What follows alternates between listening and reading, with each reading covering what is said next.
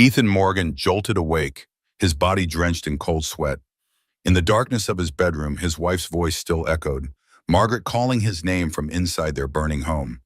The nightmare felt so real he could almost smell the smoke, taste the ash in his mouth.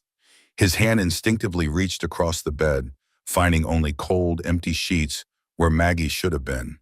3 years, and still his body searched for her in sleep. Moonlight streamed through the window, illuminating the sparse furnishings of a room that hadn't changed since her passing. Outside, on the hill that overlooked the property, the silhouette of a large oak tree stood sentinel beside the simple wooden cross that marked her grave.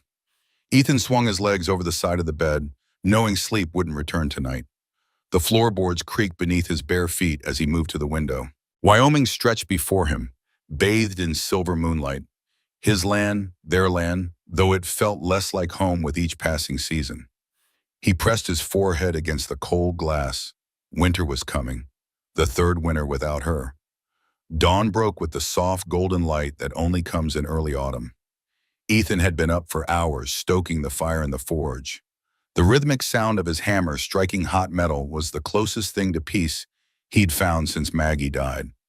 Buckley, his aging sheepdog, lifted his head at the sound of approaching horses. The dog's ears perked forward before he gave a single, low woof of recognition. "I hear them, Buck," Ethan murmured, setting down his hammer and wiping his hands on his leather apron. Two riders approached from the main road. Even from a distance, he recognized Eleanor Miller's distinctive posture, sitting straight-backed on her chestnut mare, like she owned not just the general store in town, but the very air around her. Beside her rode a younger woman Ethan didn't recognize, probably in her mid-20s, wearing a blue bonnet that matched the autumn sky. Mrs. Miller's face brightened with a practiced smile as she reined in her horse. "Beautiful morning, isn't it, Ethan? I was just showing my niece Josephine the countryside. She's visiting from Boston." The older woman's eyes crinkled at the corners, her matchmaking intentions as transparent as glass. "She'll be staying until spring," plays the piano beautifully. Josephine smiled shyly, her gloved hands fidgeting with the reins. "It's lovely to meet you, Mr. Morgan." Ethan touched the brim of his hat, his face a careful mask of politeness. "Ma'am, Miss Josephine." "Perhaps you could join us for dinner sometime," Mrs. Miller pressed on. "Josephine makes the most wonderful apple pie. Doesn't she, dear?" "Aunt Eleanor, please," the young woman murmured, her cheeks flushing. "That's kind of you," Ethan said, his voice flat. "But I'm afraid I'll be busy with the forge through winter. Lots of repairs before the snow." Mrs. Miller's smile tightened almost imperceptibly. "Well, the invitation stands. Winter's coming, Ethan. No one should face it alone." The words hung in the air between them, a challenge, a warning, or perhaps genuine concern. With Mrs. Miller, it was often hard to tell where propriety ended and meddling began. "I've managed before," Ethan replied. After they'd ridden away, Buckley looked up at him, head tilted questioningly. Ethan sighed, scratching behind the dog's ears. "That's the third one this month, Buck. Whole town seems determined to see me remarried." The dog rested his graying muzzle against Ethan's knee, eyes full of wordless understanding. The general store buzzed with activity, ranchers and townspeople stocking up before the roads became impassable. Ethan moved through the aisles methodically, filling his basket with essentials: coffee, flour, salt, lamp oil. He kept his head down, avoiding the sympathetic glances that still followed him 3 years after Maggie's death. Henry Wilson, his father's old friend, stood near the pot-bellied stove at the center of the store, warming his arthritis-gnarled hands. "Going to be a harsh one," the old man said as Ethan approached. "Signs all point to it. Thick nutshells, animals storing early. Best be prepared." Ethan nodded, getting everything battened down. A group of men huddled near the counter, their conversations shifting as Ethan approached. "Those bandits hit the Peterson place last month, 30 miles south," one was saying.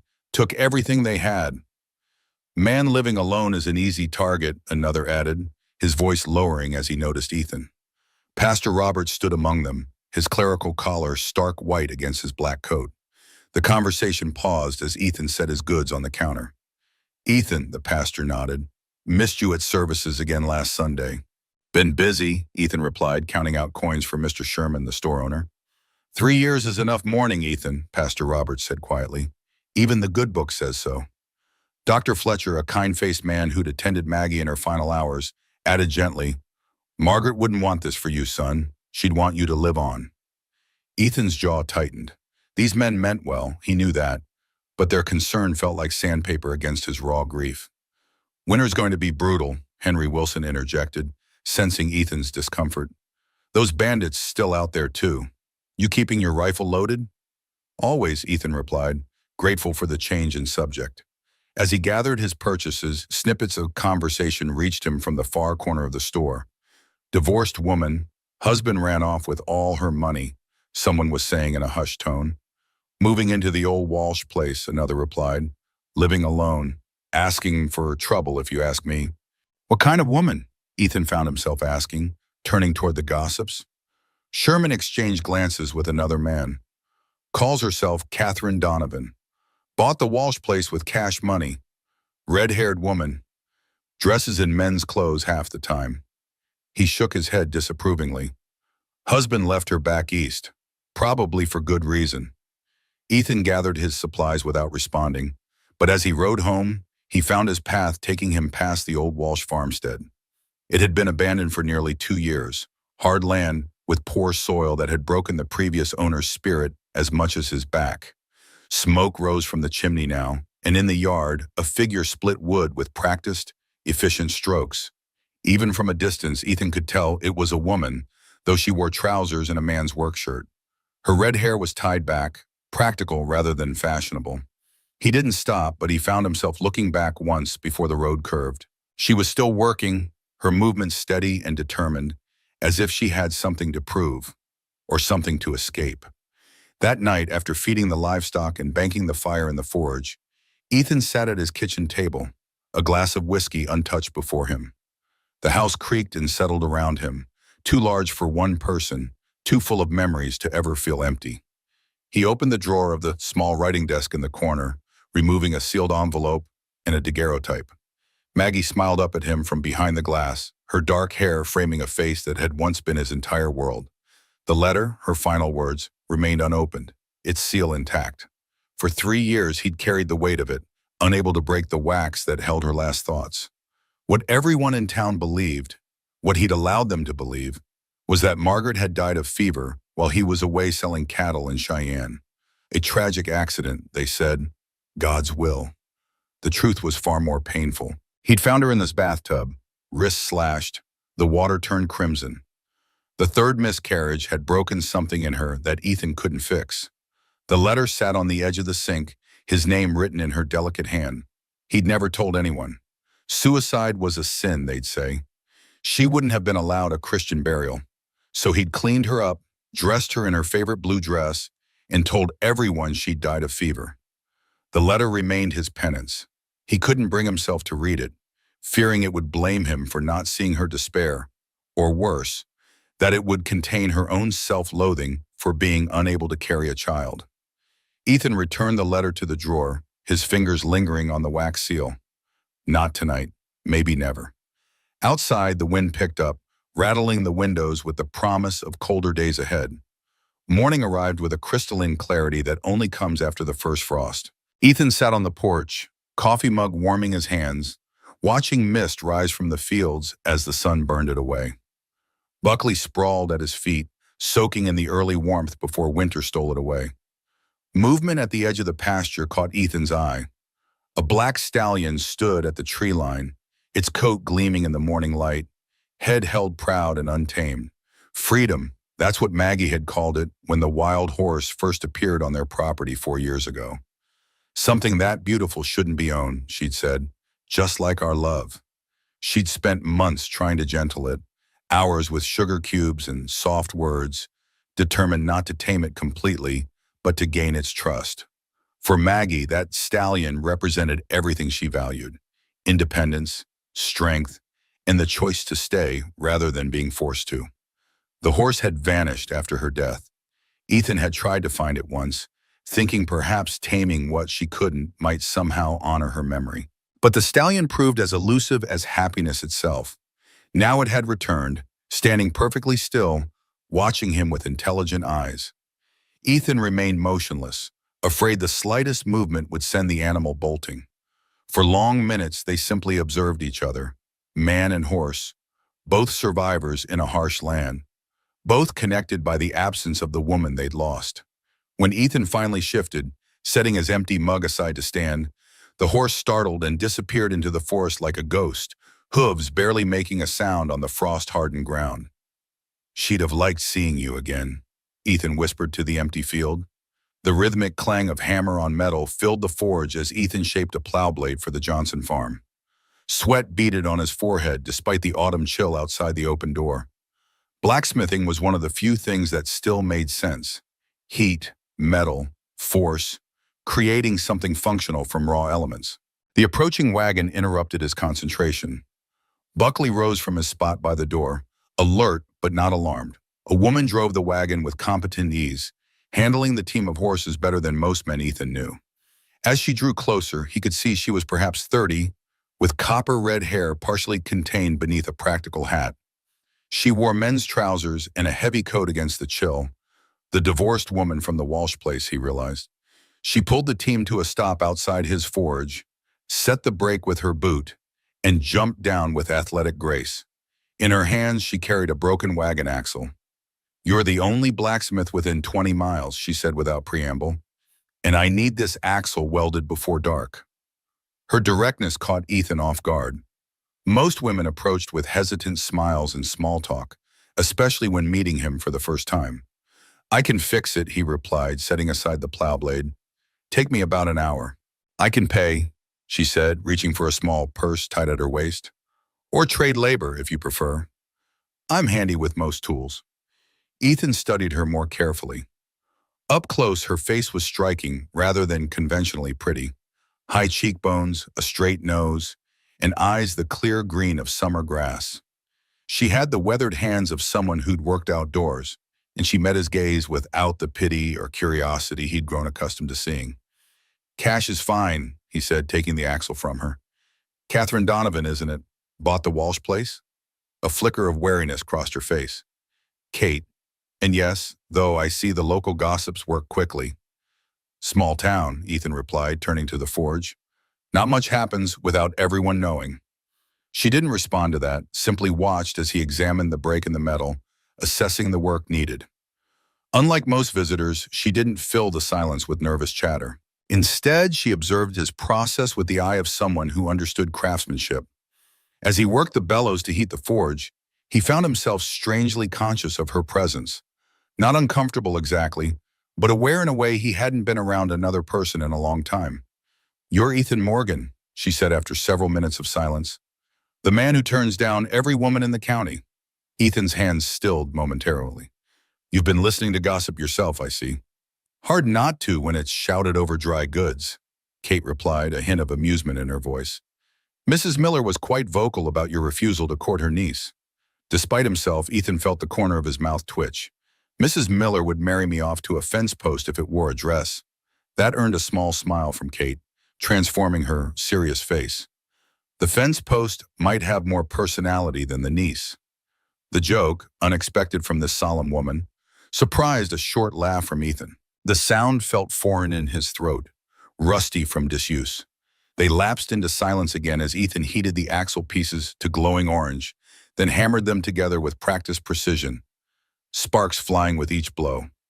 Kate watched without comment, but her eyes missed nothing. When he finished, she inspected his work with a critical eye, running her fingers along the weld. "Good work. It'll hold." "It'll outlast the wagon," Ethan replied, dunking the metal in water. Steam hissed upward, momentarily obscuring Kate's face. She counted out coins from her purse, but when she held them out, Ethan hesitated. "First repairs free," he said, surprising himself. "Welcome to the county." Kate's eyebrows rose slightly. "I don't take charity, Mr. Morgan." "Not charity, tradition." It wasn't, but the words came easily. "Ask anyone." She studied him for a moment, then tucked the coins away. "Then I owe you a favor. Fair's fair." As she loaded the repaired axle onto her wagon, Ethan found himself watching the efficient movements of her hands, the straight line of her back. She didn't move like the women he knew. No artifice, No delicate gestures designed to emphasize femininity, just purpose and strength. "Mr. Morgan," she said, turning back to face him, "may I speak plainly?" He nodded, curious.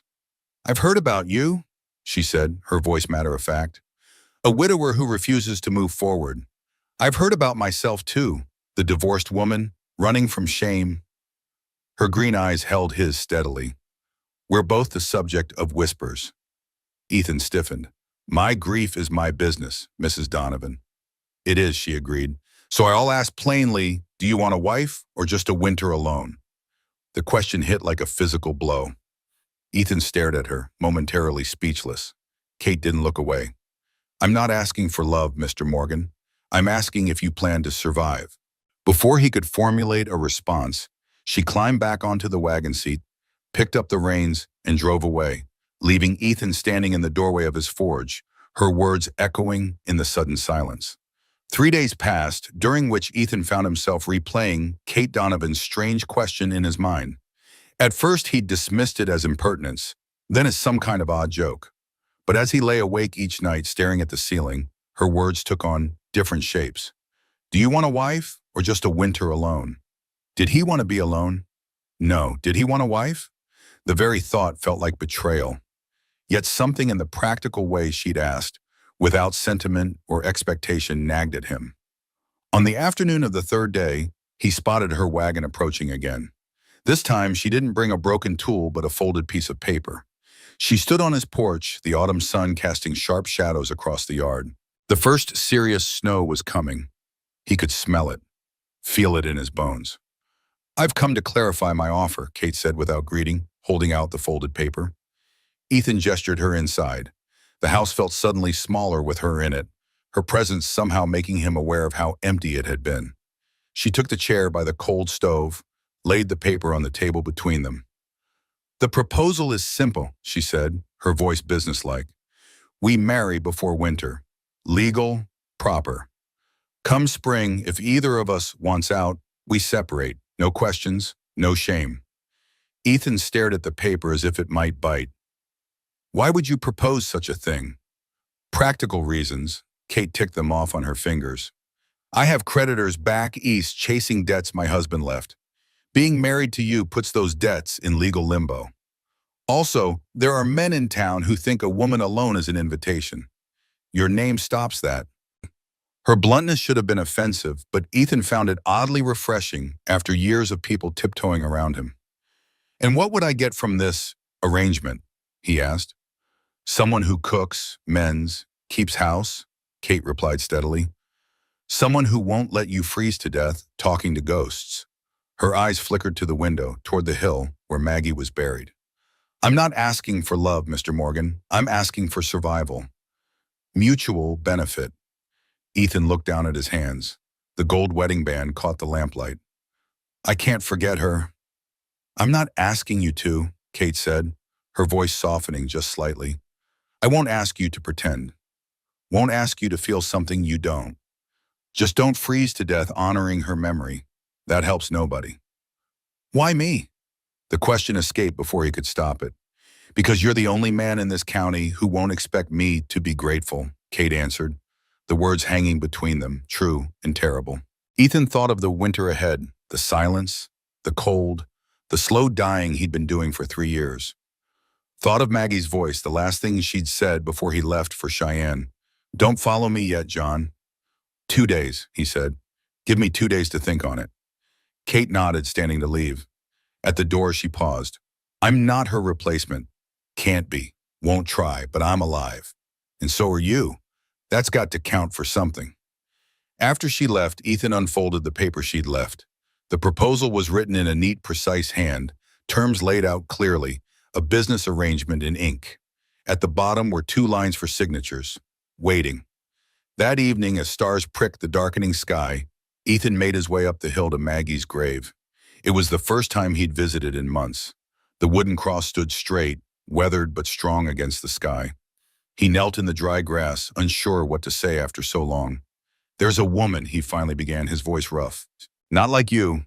Different in every way." He traced the carved letters of Maggie's name. "She's proposed a marriage of convenience. For the winter. The wind sighed through the grass. No answer came, but he hadn't expected one. I don't know if this is betrayal or survival, he continued. I miss you every day. That won't change. As darkness deepened around him, Ethan realized something. He was cold, his knees aching from the hard ground. He was still alive, with all the pains and needs that entailed. The dead didn't feel cold. They didn't need warmth or companionship. But he did. Winter's coming, Mags, he whispered. I can't follow you yet.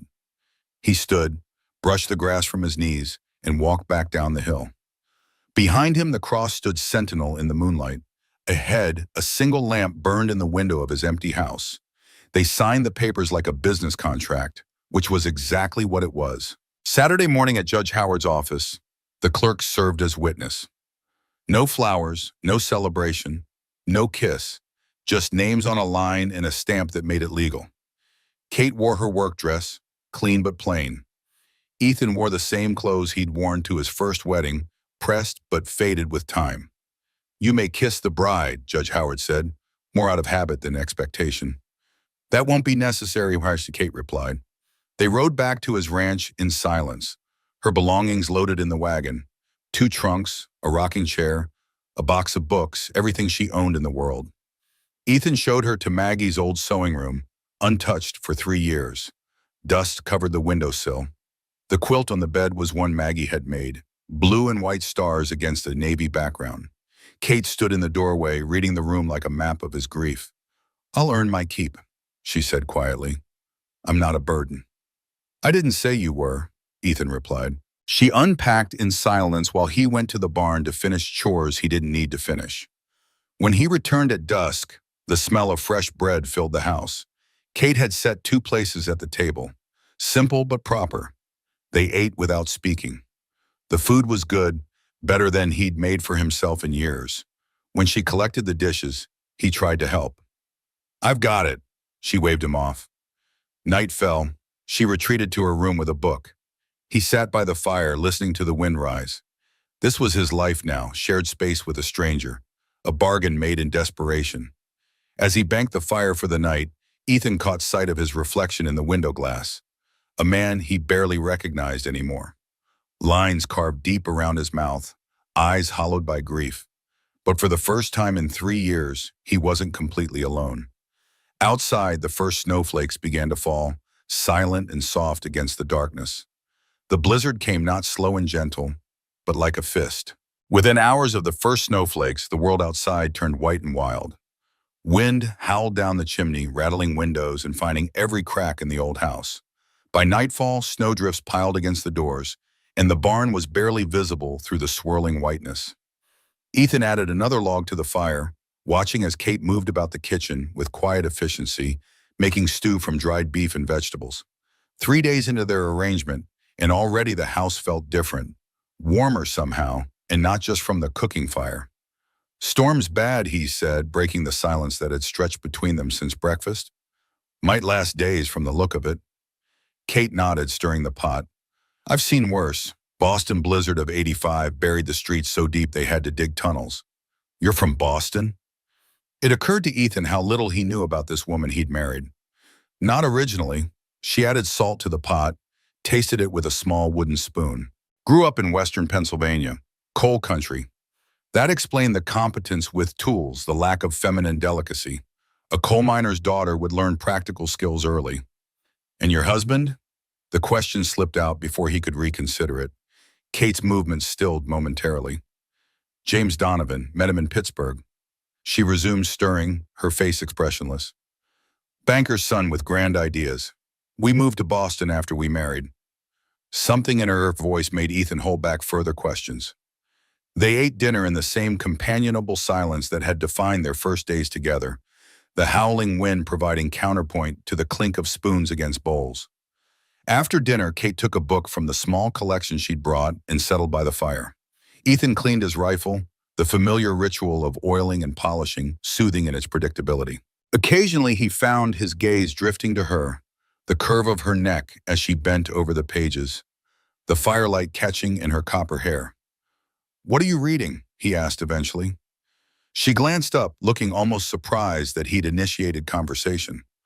Walden. Thoreau. Never read it. It's about a man who lives alone in the woods, Kate replied, a small smile playing at the corners of her mouth. Seemed appropriate. Does he survive the winter? He does. Her smile widened slightly, though he had fewer comforts than we do. The we hung in the air between them, a reminder of their strange new status. They stayed by the fire until the logs burned low. When Kate finally stood to retire, she paused by his chair. Thank you, she said softly. For what? For not asking more questions. Ethan nodded, understanding. They both had secrets, pain they weren't ready to share. Perhaps they never would be. Later, lying in his bed listening to the storm's fury, Ethan found himself wondering if Kate was warm enough in Maggie's old room. The house was drafty in places, and that side caught the worst of the wind. For the first time in 3 years, his last thoughts before sleep weren't of Maggie. Sometime past midnight, Ethan woke to a crash. He sat up instantly, reaching for the rifle he kept propped against the nightstand. Kate, he called, pulling on his trousers. When no answer came, he grabbed a lamp and moved quickly down the hallway. A thin trail of smoke led him to her room, where he found her backing away from the small fireplace, coughing. Chimney's blocked, she managed between coughs. Snow or a nest? The small fire she'd built had filled the room with smoke rather than warming it. Ethan helped her close the damper, then opened the window despite the cold to clear the air. Room's not safe, he said, assessing the situation. You'll have to sleep by the main fireplace tonight. Kate nodded, gathering her blanket. I'll make a pallet by the stove. Take my room, I'll stay by the fire. No, Kate refused firmly. I'm not taking your bed, Mr. Morgan. Despite the seriousness of the situation, Ethan found himself amused by her formality. We're married, Kate. I think you can call me Ethan. A flicker of surprise crossed her face, followed by the ghost of a smile. Ethan, then, but I'm still not taking your bed. In the end, they both ended up in the main room, Kate on the small sofa near the fireplace, Ethan in his chair. He added more wood to the fire, building it up against the increasing cold. Outside, the storm raged on, rattling the windows with renewed vigor. The house creaked and groaned under the weight of the snow, sounds that had once seemed threatening to Ethan, now strangely comforting with another person nearby. Will the livestock be all right? Kate asked, pulling her blanket tighter around her shoulders. Barn's solid, stocked with enough hay and feed for weeks. Ethan settled back in his chair. First big storm I've faced without, he trailed off. Without your wife, Kate finished for him, her voice gentle. Ethan nodded, staring into the flames. Maggie hated storms, used to jump at every thunderclap. The memory came unbidden, Maggie pressing against him during summer storms, her face buried in his shoulder. Last winter I used to talk to her during blizzards, like she was still here. Kate didn't look at him with pity, as others might have. Did it help? For a while. He prodded the fire with an iron poker. Then it made it worse. You must miss her very much. It wasn't a question, just a simple acknowledgement of fact. No platitudes about time healing or Maggie being in a better place. Just recognition of his loss. Every day, Ethan admitted, though differently now than at first. Kate was quiet for a moment. My mother used to say grief changes shape, but never really goes away. You just learn to carry it. The observation was unexpectedly profound. Ethan looked at her with new interest. Your mother sounds wise. She was. A shadow crossed Kate's face. She died when I was 15. Mining accident took both my parents. I'm sorry, Kate shrugged slightly. Long time ago now. They fell silent again, the crackling fire and howling wind, the only sounds. Ethan found himself wondering what other losses she'd suffered, what pain had carved those faint lines at the corners of her eyes. This storm, Kate said suddenly, it reminds me of the night my father died. She stared into the fire. The mine collapsed during a blizzard. They couldn't dig them out until the storm passed. By then, she didn't finish. Ethan nodded, understanding the unspoken. By then it was too late. What did you do after they died? He asked. Lived with my aunt in Pittsburgh. Worked in a textile mill until I met James. Her mouth twisted slightly at her husband's name. Thought I'd found my way out of hardship. And instead, Found a different kind. She pulled her knees to her chest, wrapping the blanket tighter. Life doesn't often go as planned, does it, Mr. Morgan? Ethan, he reminded her gently. Ethan, she echoed, testing the name again. Sometime past 2 in the morning, he noticed her watching him in the firelight. You all right? She asked softly. Fine, he lied, and they both knew it. But it was the best he could offer. Eventually, Kate drifted off to sleep, her breathing becoming slow and regular. Ethan remained awake, keeping watch over the fire and this strange, strong woman who had become his wife in name only. Outside, snow continued to fall, burying the world in silence. The storm lasted 3 days, trapping them together in the house. By the second day, they'd settled into a rhythm. Kate cooked and mended while Ethan tended the fire and checked on the livestock through the covered walkway to the barn. They spoke little but moved around each other with growing ease, a dance of domesticity neither had expected. In the afternoon of the second day, Ethan found Kate in the main room, using a broomstick to poke at the ceiling. What are you doing? He asked. Checking for weak spots, she replied, not looking down. That corner has been dripping. I think the snow's built up too heavy on the roof. Ethan hadn't noticed, but now he saw the small puddle forming on the floor. I'll clear it tomorrow if the wind dies down. No need to wait. We can handle it from inside. Kate lowered the broomstick. My father taught me a trick for this. Do you have a long pole and some cloth? Together they fashioned a tool from a broken wagon tongue and strips of an old sheet. Kate demonstrated how to push it through the small attic access, using it to clear snow from the underside of the roof where heat from the house had melted it enough to seep through. Ethan watched her work, impressed by her ingenuity. You've done this before? Many times. Kate maneuvered the pole with practiced skill. Winter in coal country was brutal. Keeping a roof over your head meant constant vigilance. Her competence reminded him of Maggie, but in a different way. Where Maggie had been determined but often frustrated by physical limitations, Kate approached problems with calm efficiency. As she stretched to reach a difficult spot, her sleeve pulled back, revealing a thin, pale scar that circled her wrist like a bracelet. She quickly tugged the fabric down, but not before Ethan had seen it. Their eyes met briefly, hers suddenly guarded. He didn't ask. Some wounds weren't ready to be explained. Later that evening, as Ethan stoked the fire, a particularly violent gust of wind caused something to crash against the side of the house. Kate, who'd been sewing quietly in her chair, jumped violently, dropping her work and half rising to her feet. Her face, momentarily unguarded, showed raw fear. Not simple startlement, but deep terror. She caught herself quickly, resuming her seat with forced calm, but not before Ethan had seen the instinctive panic in her eyes. Just the wind, he said gently, as if reassuring a frightened animal. Old cedar branch likely came down. Kate nodded, picking up her sewing with hands that trembled slightly. Of course, I know that. Ethan turned back to the fire, giving her space to compose herself. But the moment stayed with him. That look of fear, the scar on her wrist, the way she sometimes checked that doors were securely closed before retiring. James Donovan, he suspected, had done far more than simply abandon his wife with debts. That night, after Kate had retired to the main bedroom while Ethan took the sofa, he lay awake listening to the storm. Something had shifted in his understanding of the woman who had become his wife. Her proposal now made more sense. Not just practical necessity, but perhaps desperate flight.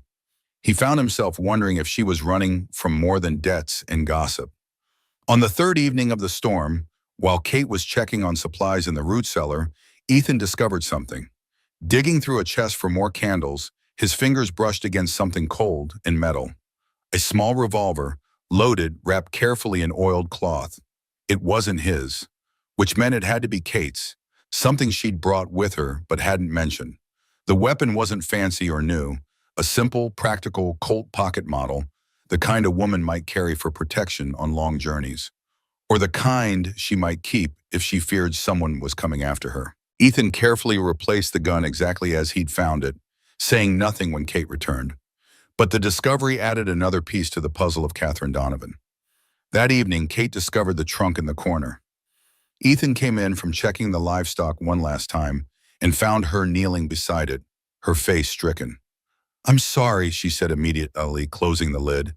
I was looking for extra blankets. I didn't realize what it was. It was Maggie's trunk, her dresses, letters, hairbrush, the daguerreotype he kept in the desk most of the time. All the physical evidence of a life ended. Ethan felt a surge of anger, quickly followed by resignation. Kate couldn't have known. The trunk looked like any other storage chest. "It's fine," he said, though it wasn't. Not really. "I should have asked before opening it," Kate said, rising to her feet. "It was intrusive of me." "You couldn't have known." Ethan moved to the trunk, his hand resting on the wooden lid. He hadn't opened it himself in over a year, too painful to look at Maggie's things. "It's just all I have left of her." Kate studied him for a moment, then said quietly, "Show me." "What?" Ethan looked up startled. "Show me something of hers, something that mattered." The request was unexpected but somehow right. Ethan hesitated, then lifted the lid. The familiar scent of lavender and cedar rose from the contents. Maggie had always tucked sachets among her clothes. He carefully removed a blue shawl, soft with wear. "She made this the first winter we were married," he said, his fingers tracing the pattern. "Took her months. She was always cold. Said Wyoming winters got into her bones." Kate touched the edge of the shawl gently. "Beautiful work." She was proud of it. Ethan's voice grew soft with memory. "Wore it every day until spring." He set the shawl aside, then reached deeper into the trunk, pulling out a small, leather-bound book. "Her journal. I've never read it. Didn't seem right." "And this?" Kate asked, looking at a small wooden carving, half buried among the clothes. Ethan picked it up, a horse, crudely made but recognizable. "I made this for her when we were courting, my first try at wood carving." He gave a self-deprecating smile. "Never got much better at it." "She kept it, though," Kate observed. "It must have meant something to her." "I suppose it did." They sat together beside the trunk, Ethan gradually removing items, each with its own story. A pair of gloves, a book of poetry, a pressed flower from their wedding day. Kate listened without interruption, her eyes sometimes misty, but her expression open and accepting. When he finally closed the trunk, something had eased in his chest, as if sharing these fragments of Maggie with someone who hadn't known her had somehow made the memories less painful to carry. Kate closed the lid carefully, as if it held something sacred. She was beautiful. The simple observation cut through his defenses. She was. They sat by the fire that night, the third evening of the storm. Kate stared into the flames, firelight playing across her face. "Can I ask what happened?" she said finally, her voice gentle. Ethan's throat tightened. The story he'd told so many times, fever, his absence, rose to his lips. But something in Kate's direct gaze made him hesitate. "Fever," he said, the familiar lie rough in his mouth. "I was driving cattle to Cheyenne, 2 weeks gone. She died alone while I was counting money." Kate's eyes held his for a long moment, and he had the uncomfortable feeling she could see the falsehood. "That's not your fault." "Feels like it." She nodded slowly, understanding guilt in a way most people didn't. Then unexpectedly, she offered a truth of her own. "My husband left on a Tuesday," she said quietly, still watching the flames. "Took everything, savings, deed to the house, even my mother's jewelry. Left a note saying I was cold, boring, not worth staying for." Ethan remained silent, somehow knowing this confidence was rare for her. "The town blamed me for not keeping him," she continued, her voice steady despite the pain in her words. "Said a good wife would have made him want to stay. So I became the woman who drove her husband away." That's the story they tell. "That's a lie," Ethan said with a sudden conviction. Kate finally met his eyes. "Maybe, but lies become truth when enough people repeat them." He had no answer for that. They sat in silence as the fire burned low. "You think staying alone is penance?" Kate asked suddenly, "for not being there when she died?" The question cut clean. "I think it's what I deserve." "And what did she deserve?" Kate's voice was soft but unyielding. "A husband who buries himself with her?" The words struck like physical blows. Ethan had no answer. Kate stood, wrapping her shawl tighter around her shoulders. "I'm not trying to replace her, but I'm here, and you're here, and we're alive. That's got to mean something." By morning, the storm had broken. Sunlight poured through the windows, blinding on the snow. Ethan cleared the path to the barn while Kate made breakfast. Something had shifted. He felt it in the way she handed him coffee, the way he thanked her. Small courtesies that weren't just politeness anymore. They were beginning to see each other. Days turned to weeks. December arrived with bitter cold but clear skies. Kate and Ethan fell into a routine. He worked in the forge, she kept house and helped with the livestock. The awkwardness of their arrangement gradually faded into partnership. Kate proved herself hardworking and capable. She cooked meals that reminded Ethan how poorly he'd been eating since Maggie died. She mended his shirts without being asked, patched a leak in the roof from inside, and never complained about the isolation. In return, Ethan found himself making small gestures, bringing her a book he thought she might enjoy from his limited collection, building shelves for her few possessions, making sure her room was warm enough once he'd cleared the chimney. During the day, they worked separately but efficiently, each with their own tasks. Ethan continued blacksmithing, filling orders from neighboring farms that would be collected when the snow melted. Kate turned her attention to the house, which had suffered from 3 years of a widower's minimal care. She was thorough but respectful, never changing anything that seemed significant to him, focusing instead on repairs and small improvements. She found an old quilt frame in the attic and set it up near the south window where light was best. "My mother taught me quilting," she explained when Ethan asked about it. "Seems a good way to spend winter evenings." It was oddly comforting to come in from the forge and find her working at the frame, her hands moving in the precise, practiced patterns her mother had taught her. Sometimes she hummed as she worked, soft, half-remembered tunes that filled the once silent house. They talked more, sharing pieces of their lives before. Kate told him about growing up in Pennsylvania, how she'd taught herself to read by lamplight after long days helping her mother. Ethan shared stories of learning blacksmithing from his father, of the first time he'd successfully shoot a horse by himself at 12 years old. They carefully avoided deeper wounds. Ethan didn't mention Maggie's miscarriages or the letter he still couldn't read. Kate never explained the scar on her wrist or why she flinched at sudden movements. Some pains remained private. One afternoon in mid-December, Ethan returned from hunting to find Kate standing motionless in the yard, staring at something on the edge of the property. "What is it?" he asked, following her gaze. "I thought I saw someone," she replied, her voice tight. "By the tree line." Ethan scanned the area but saw nothing. "Probably a deer. They come close when food's scarce." Kate nodded, but her posture remained tense. "Probably." That evening as they ate supper, Ethan noticed Kate checking the locks on the doors and windows more thoroughly than usual. Twice, she rose from her chair to peer out into the darkness. "You expecting someone?" he asked finally. She shook her head. "Just being careful." Ethan set down his fork. "Kate, is there something I should know?" For a moment, he thought she might confide in him. Then she shook her head again, forcing a smile. "Nothing important, just jumpy, I suppose." But that night, as they sat by the fire, Kate darning a sock while Ethan cleaned harness buckles, he realized with a start that he felt comfortable. Not happy exactly, but settled in a way he hadn't been since Maggie died. Whatever secrets Kate still held, her presence had become a comfort rather than an intrusion.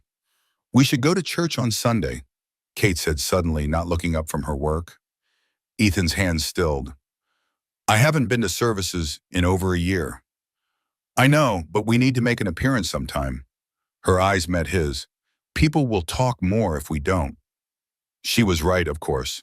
Their unusual marriage had undoubtedly become the primary topic of gossip in town. Hiding away would only fuel speculation. "All right," he agreed reluctantly. "Sunday, then."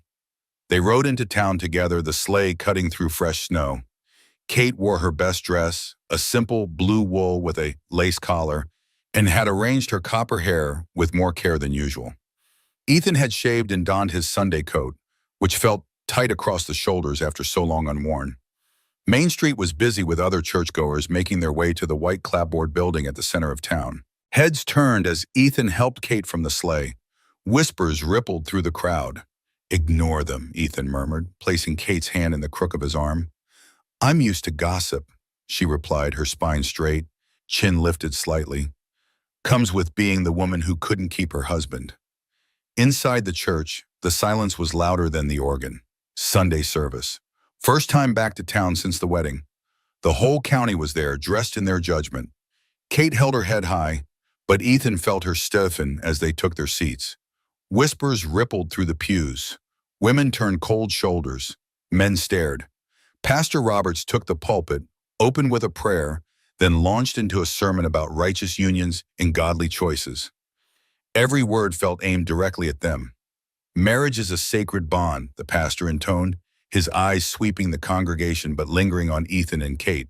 Not to be entered lightly, nor for worldly convenience, but as God ordained, a union of souls as well as bodies. Kate's jaw tightened. Without thinking, Ethan reached over, placed his hand over hers. She looked at him, surprised. He didn't pull away. The gesture didn't go unnoticed. Fresh whispers spread through the pews. From the corner of his eye, Ethan could see Eleanor Miller whispering furiously to her neighbor, both casting disapproving glances in their direction. After the service, they tried to leave quickly, but the narrow vestibule bottlenecked with parishioners donning coats and exchanging pleasantries. Eleanor Miller maneuvered through the crowd toward them, her niece Josephine hovering behind her like a pale shadow. "Ethan," Mrs. Miller said, her voice carrying just enough to draw attention. "How unexpected to see you in church again." "Mrs. Miller," Ethan nodded stiffly. She turned to Kate, her smile not reaching her eyes. "And Mrs. Morgan, or do you still go by Donovan?" "Morgan is fine," Kate replied evenly. "Convenient marriage, wasn't it?" Mrs. Miller looked at Kate like something scraped off a boot. 4 weeks from stranger to wife. Must be nice finding a man so desperate. Kate's face went white. Around them, conversations hushed as people strained to hear the confrontation. Before Kate could respond, Ethan stepped forward, his voice low but carrying. "My wife, my choice," his hand found Kate's, fingers intertwining. "Anyone has an issue, take it up with me." Mrs. Miller's mouth opened, closed. The crowd watched, waiting. Ethan looked around at the curious faces, the judgment in their eyes. These were people he'd known his whole life, neighbors who'd helped harvest when his father fell ill, men who'd stood beside him at Maggie's funeral. But in this moment, they felt like strangers. "We're done here," he said, offering Kate his arm. As they moved toward the door, Pastor Roberts intercepted them, his expression concerned. "Ethan, Kate, please don't leave like this. Mrs. Miller speaks without thinking sometimes." "She speaks what everyone's thinking," Ethan replied. "Don't worry, Pastor. We won't trouble your congregation again." "That's not what I meant," the pastor protested, but Ethan guided Kate past him into the clear winter air.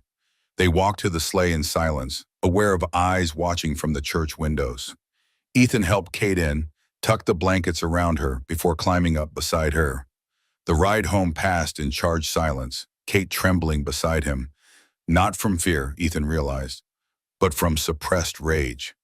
"You didn't have to defend me," she said finally as the house came into view. "This is just a bargain. You don't owe me anything." Ethan reined the horses to a stop, turning to look at her. "Contract or not, you're my wife." The word surprised him as much as her. "Nobody talks to you like that." Kate went quiet, her eyes suddenly bright. "Thank you." At home, she made coffee while he tended the horses. When he came inside, she was at the window, watching snow melt from the roof. "Ethan," she said the first time she'd used his name so directly, "do you still want me gone in spring?" He stood in the doorway, hat in hand, considering the question. In the weeks they'd lived together, her presence had become woven into the fabric of daily life. The thought of returning to silence and solitude no longer brought relief, but dread. "No," he said finally.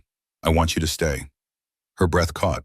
"Wait, because you see me," Ethan replied slowly, finding truth in the words as he spoke them. "The broken parts, the grief, all of it, and you stay anyway." He set his hat down. "Because you're brave enough to ask hard questions. Because you don't try to fix me.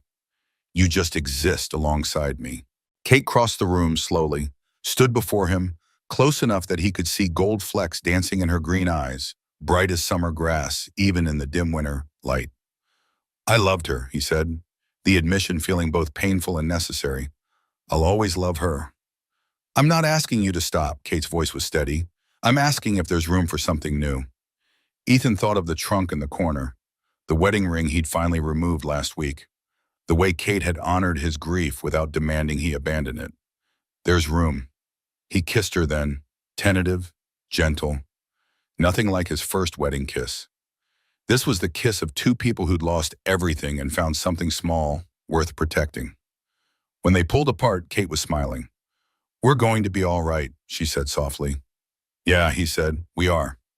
Their new understanding brought changes, subtle but significant. Kate moved her few belongings into Ethan's room, though they still approached physical intimacy with caution, both carrying wounds that made trust difficult. Nights were cold, but they found warmth in simple proximity, her back against his chest, his arm draped across her waist. Sometimes they talked in the darkness, voices low and confidential, sharing pieces of themselves they'd kept hidden from daylight. "I still have nightmares about finding her," Ethan admitted one night, his face buried in Kate's hair. "Sometimes I dream I got home in time, that I could have stopped her." Kate tensed slightly in his arms. "Finding her? I thought—" Ethan realized his slip too late. The story he'd maintained for years, that Maggie died of fever, had become so automatic he'd forgotten Kate still believed it. "What really happened, Ethan?" Kate turned in his arms to face him, her expression concerned rather than accusatory.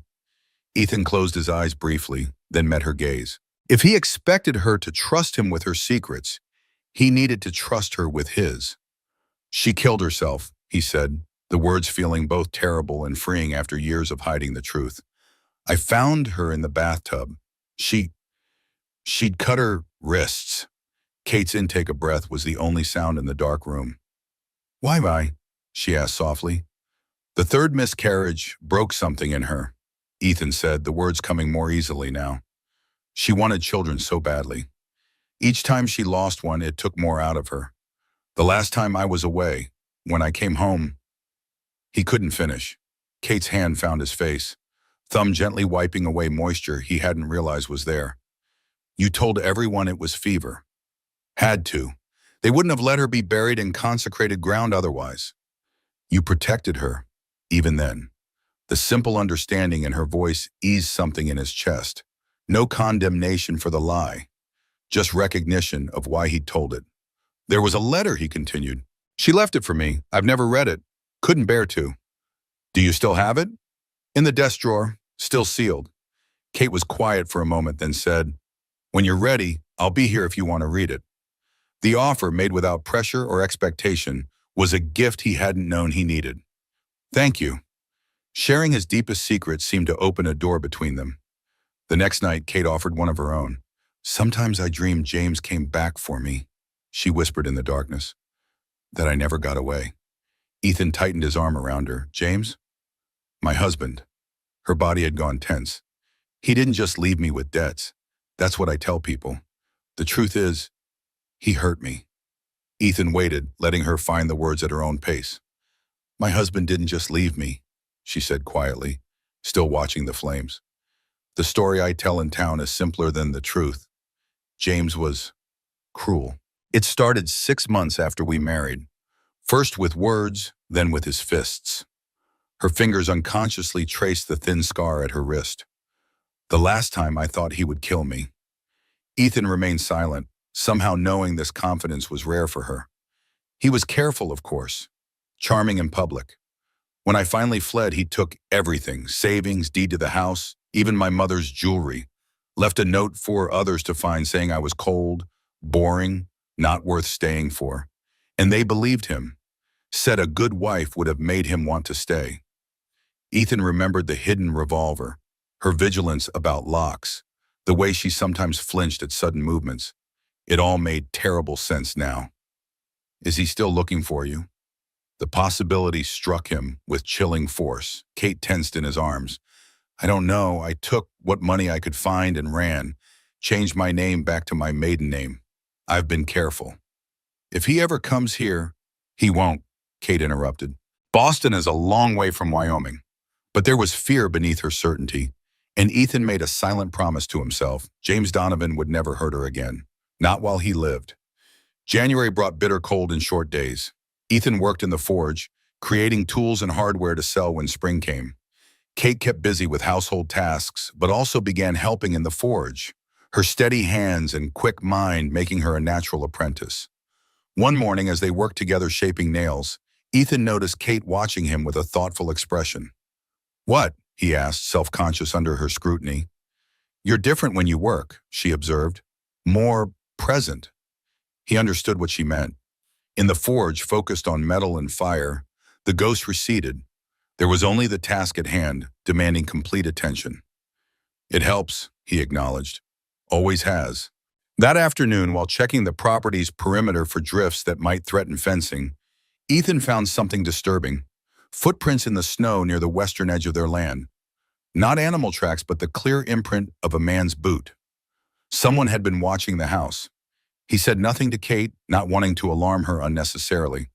But that night, he cleaned his rifle with extra care and kept it closer at hand. The next day, he rode to the nearest neighbor, old Henry Wilson, whose property adjoined his to the west. "Seen any strangers about?" Ethan asked casually as they warmed themselves by Wilson's fire. The old man considered the question. "Matter of fact, there was a fellow asking questions in town last week. City man, by the look of him, asking after newcomers to the area." Ethan's blood chilled. What sort of questions? Whether any new women had come to the county recently. Specifically mentioned a red-headed woman. Wilson looked at Ethan shrewdly. "Reckon he might have been asking after your missus." "Could be." Ethan kept his voice neutral. "Did he give a name?" "Called himself Smith. Didn't believe it for a minute." Wilson spat into the fire. "Had that Eastern look about him. Soft hands. My Carolyn would have seen through a man like that right away. 30 years married to her taught me one thing. Trust a woman's instinct about men with fancy words and soft hands." Wilson ran gnarled fingers through his thinning hair, a habit from decades working the harsh Wyoming soil. "Your father and I fought Indians and blizzards to build this place. Men like Smith wouldn't have lasted a week. Caroline always said real strength shows in how you treat those who depend on you, not how you talk in town." His eyes still sharp despite his 70 years fixed on Ethan. "That Kate of yours, she's got Caroline's kind of backbone. Quiet strength. Don't you let some city man take that from her. Soft hands, like a banker's son might have." Ethan thanked Wilson for the information and rode home, his mind racing. If James Donovan had traced Kate to Wyoming, they needed to be prepared. But he couldn't tell her without proof she'd finally begun to feel safe. He wouldn't take that from her without certainty. Instead, he began taking precautions. He repaired the locks on all doors and windows, kept the rifle loaded, and made excuses to check the property perimeter regularly. If Donovan was out there, Ethan would find him before he found Kate. Life continued, the rhythm of winter days marked by small domestic rituals. Despite Ethan's concerns, no further signs of an intruder appeared. Perhaps Wilson Smith had been just a traveler passing through. One evening in late January, returning from the barn after feeding the livestock, Ethan found Kate kneeling by Maggie's trunk. His first instinct was alarm, but it faded when he saw what she was doing. Fresh wildflowers lay on top of the closed lid, winter asters she must have found sheltered beneath the snow. A small makeshift memorial. "I hope you don't mind," she said, looking up at her. It felt right to acknowledge her. The gesture touched something deep in Ethan's chest. "You didn't have to do that." "I wanted to." Kate stood, brushing dust from her skirt. "She's important to you.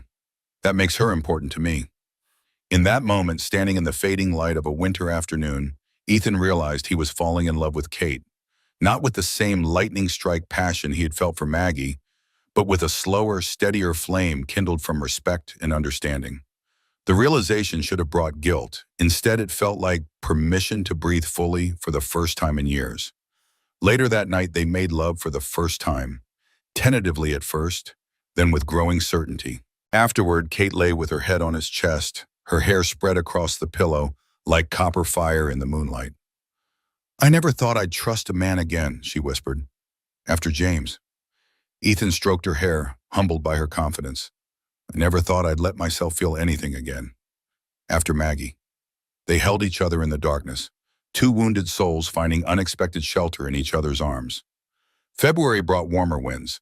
Ice broke on the creek. The snowpack shrank, revealing dead grass and mud and the first stubborn hints of green. They worked the ranch together, an easy partnership built on shared labor. Kate's natural intelligence and willingness to learn made her a valuable partner in every aspect of ranch work, from animal care to equipment maintenance. In turn, Kate reorganized the household with practical efficiency, making the space work better for both of them. She started a kitchen garden in boxes by the south-facing windows, growing herbs and early greens that added fresh flavor to winter meals. Ethan found himself smiling more, laughing occasionally at Kate's dry observations or the antics of Buckley, who had transferred his devotion to her with shameless ease. The weight of grief still lived in him, but it no longer defined his every waking moment. The change in their relationship didn't go unnoticed in town. When they made their next trip for supplies in early February, the reception was noticeably cooler. Eleanor Miller sniffed and turned away as they entered the general store. Several men nodded to Ethan, but pointedly ignored Kate. Sherman overcharged them for flour and coffee, thinking Ethan wouldn't notice. "It's fine," Kate murmured as they loaded their purchases into the wagon. "It doesn't matter what they think." But Ethan saw the hurt she tried to hide, the way the townspeople's rejection stung despite her brave front. As they loaded their purchases, Ethan noticed Eleanor Miller watching them from across the street. Unlike their church encounter, her expression now seemed more contemplative than hostile. When Kate stepped into the post office, the older woman approached, her usual confidence tempered with something that looked almost like embarrassment. "Mr. Morgan," she said formally, "I understand Dr. Fletcher invited you both to his home." "He did," Ethan replied warily. Mrs. Miller smoothed her already immaculate gloves. "Martha Fletcher was my dearest friend when we were girls. She married for love, a doctor with no fortune but a good heart. I married for security." She glanced toward the large dry goods store bearing her name. "My late husband was 20 years older and cold as January. I spent 18 years in a respectable, proper, loveless marriage." Her eyes, when they met Ethan's, held surprising vulnerability. "My nieces are all I have. I pushed them toward security, toward what I thought was right. Perhaps," she faltered, then continued more softly, "perhaps I was wrong to judge your arrangement so harshly. Marriage takes many forms. The important part, I'm beginning to think, is not the circumstances, but the choice to face each day together."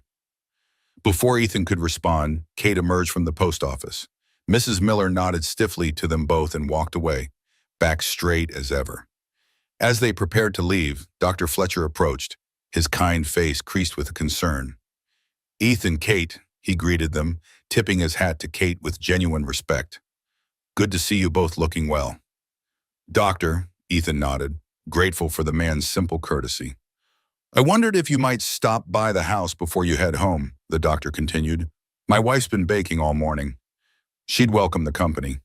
The invitation, the first they'd received as a couple, caught them both by surprise. "That's very kind," Kate replied, a smile warming her face. "We'd be delighted." The Fletcher home was modest but comfortable, filled with books and medical journals. Martha Fletcher, a plump, energetic woman with silver-streaked brown hair, welcomed them with genuine warmth. "I've been hoping to meet you properly," she told Kate, ushering them into a cozy sitting room. "My husband speaks very highly of you both." For an hour they sat drinking tea and eating Martha's excellent ginger cookies, while the doctor and his wife engaged them in conversation that held no judgment or curiosity, just simple human connection. As they prepared to leave, Martha pressed a jar of preserves into Kate's hands. "For the last weeks of winter," she said with a smile. "Spring is coming, but it always takes its time about it." In the wagon, Kate held the jar like it contained something precious. "They were kind. They're good people," Ethan agreed. "Always have been. Do you think others will come around eventually?" Ethan considered the question. "Some will, some won't. Does it matter?" Kate looked at him, her green eyes clear in the afternoon light.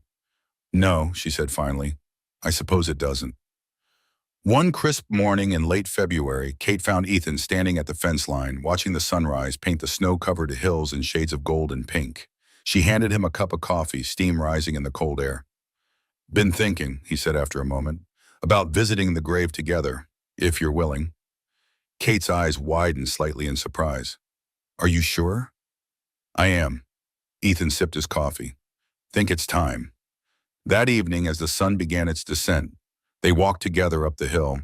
The wooden cross stood straight, weathered but strong. Someone had placed wildflowers there recently, Ethan realized.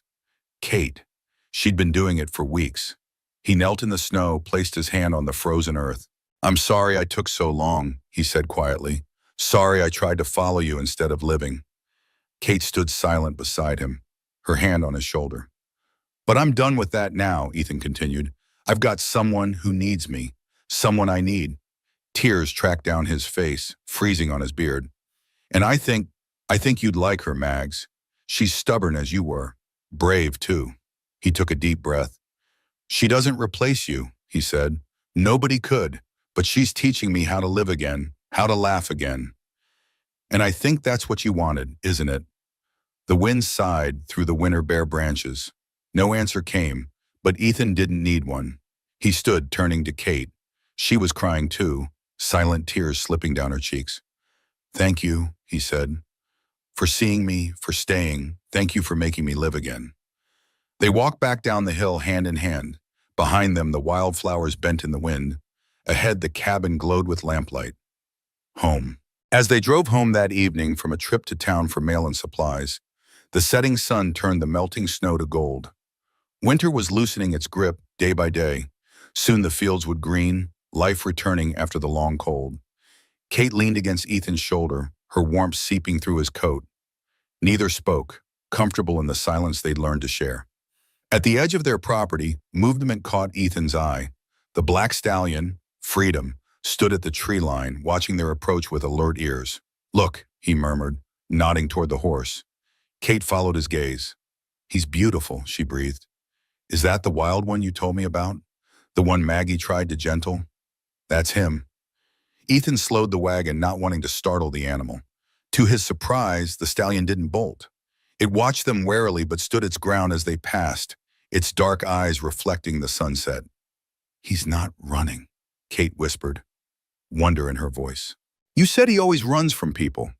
"He does," Ethan replied softly. "In all these years, I've never seen him stay when a human approaches. Maggie was the only one who ever got within 20 feet of him." "Maybe he senses something has changed," Kate suggested. "That you're ready to move forward, just like he is." Ethan nodded, a strange emotion catching in his throat. It felt like approval, though from whom, Maggie, the horse, or some greater force, he couldn't say. At the edge of their property, Freedom watched them pass, his wild beauty untamed but somehow less fearful than before. The stallion's dark eyes reflected the setting sun as it stood its ground, neither approaching nor fleeing. Kate's hand found Ethan's, their fingers intertwining with quiet certainty. The bitter wind still blew, but something had shifted between them. Something neither had dared hope for when winter began. In the drawer of the writing desk, Maggie's unopened letter waited. But now, for the first time since her death, Ethan found himself ready to face whatever words it held. March arrived with the fitful temperament of early spring. Warm sun and melting snow one day, bitter winds and freezing rain the next. The land hung suspended between seasons, neither winter's silent white nor spring's vibrant green, but a muted palette of browns and grays. Ethan watched the changing landscape from the forge doorway, wiping sweat from his brow. Business had picked up as neighboring ranchers prepared for planting season, bringing equipment that needed repair after months of disuse. The steady work was welcome, providing both income and purpose. Inside the house, Kate had thrown open windows to air out the winter's stale confinement. Her voice carried faintly across the yard as she sang an old coal country ballad, something about a miner and his sweetheart. The sound tugged at Ethan's heart, a reminder of how much had changed in the months since she'd arrived with her practical proposal and fierce independence. He was about to return to his work when he spotted a rider approaching from the main road. The figure was unfamiliar, a man on a bay gelding, wearing city clothes rather than the practical attire of local ranchers. Something in the way the stranger held himself, upright and stiff in the saddle, sent a ripple of unease through Ethan's body. Buckley sensed it too, rising from his spot by the forge door with hackles raised, a low growl building in his chest. "Quiet, Buck," Ethan murmured, though he appreciated the warning. He set down his tools and moved into the yard, positioning himself between the approaching visitor and the house where Kate worked, unaware. The stranger reined in his horse at the edge of the yard, removing his hat with practiced courtesy. He was perhaps 40, with the pale complexion of an Easterner unused to harsh weather. His clothes were expensive but travel-worn, and though he smiled, the expression didn't reach his eyes. "Good afternoon," the man called. "Might I trouble you for some water for my horse? It's been a long ride from town." "Help yourself to the trough," Ethan replied, gesturing to the water source by the barn. He made no move to approach or invite further conversation, watching carefully as the stranger dismounted. Up close, the man's hands were noticeably smooth. Not a laborer's hands, nor a rancher's. A businessman, perhaps, or a banker.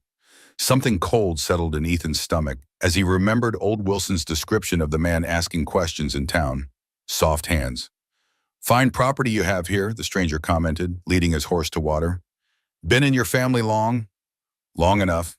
Ethan crossed his arms. "You're a ways off the main road." "You lost?" The man chuckled, a practice sound with no genuine mirth behind it. "Just taking in the country, considering investments in the area." He stroked his horse's neck as the animal drank. "Name Smith, James Smith." A false name delivered with false casualness. Ethan's suspicion crystallized into certainty. This was no random traveler, no potential investor. This was James Donovan, Kate's husband, the man who had hurt her, who had driven her to flee across the country and start a new life. Ethan's hand moved instinctively toward the knife at his belt. "What brings you to these parts, Mr. Smith?" "Opportunity." The man's eyes scanned the property, lingering on the house. "I understand there's been something of a population increase in recent months. New settlers, new wives." The threat wasn't even veiled. Donovan Smith was looking for Kate, and somehow he'd tracked her to Wyoming. Ethan forced himself to remain outwardly calm, though rage burned through him at the thought of this man anywhere near Kate. "Can't help you there," Ethan replied evenly. "Just me and my wife here. Been married 3 years now." The lie came easily, a shield for Kate, but Donovan's slight smile suggested he wasn't fooled. "Interesting. I'd heard there was a red-headed woman newly arrived in the area. Someone matching that description was seen in town with you." He stepped away from the trough, moving casually toward Ethan. "I'd very much like to meet her. My wife's not receiving visitors today." Ethan shifted his stance, a subtle movement that placed him more firmly in the man's path. "Or any day. We value our privacy." Something dangerous flashed in Donovan's eyes, a glimpse of the violence Kate had described, quickly masked behind civil pretense. "Perhaps another time, then." He mounted his horse with practiced ease. "I'll be in town for several days, the Westward Hotel. Should you or your wife wish to discuss business opportunities?" "We won't," Ethan said flatly. Donovan's smile thinned. "You know, it's a strange thing. I was once married to a woman with the most remarkable red hair. She disappeared some months ago." He adjusted his gloves, a deliberate, threatening gesture. "She took something that belongs to me. I'd very much like it returned." "Can't help you," Ethan repeated. "No?" Donovan looked past him toward the house. "Perhaps your wife might be more accommodating." Ethan stepped closer, one hand on his knife, voice lowered so it wouldn't carry to the house. "You'd best ride on now, mister. Whatever you're looking for, it's not here." The two men locked eyes, the pretense of civility falling away. In that moment, Ethan understood exactly why Kate had fled this man, why she still carried the fear of him years later. There was something wrong behind those eyes, something cold and reptilian that regarded other people as possessions to be controlled. After a long, tense moment, Donovan smiled again and touched the brim of his hat. "Good day, then. My regards to your wife." He turned his horse and rode away, but Ethan remained in the yard long after he disappeared from view, a sick feeling churning in his gut. The confrontation he'd been silently preparing for since finding Kate's hidden revolver was no longer hypothetical. James Donovan had found them, and he would be back. Ethan debated whether to tell Kate about the visitor. She'd finally begun to feel safe, to smile without reservation, to sleep through the night without startling at every sound. Would knowing Donovan was nearby destroy all the progress she'd made? But keeping the truth from her seemed worse, a betrayal of the trust they'd built.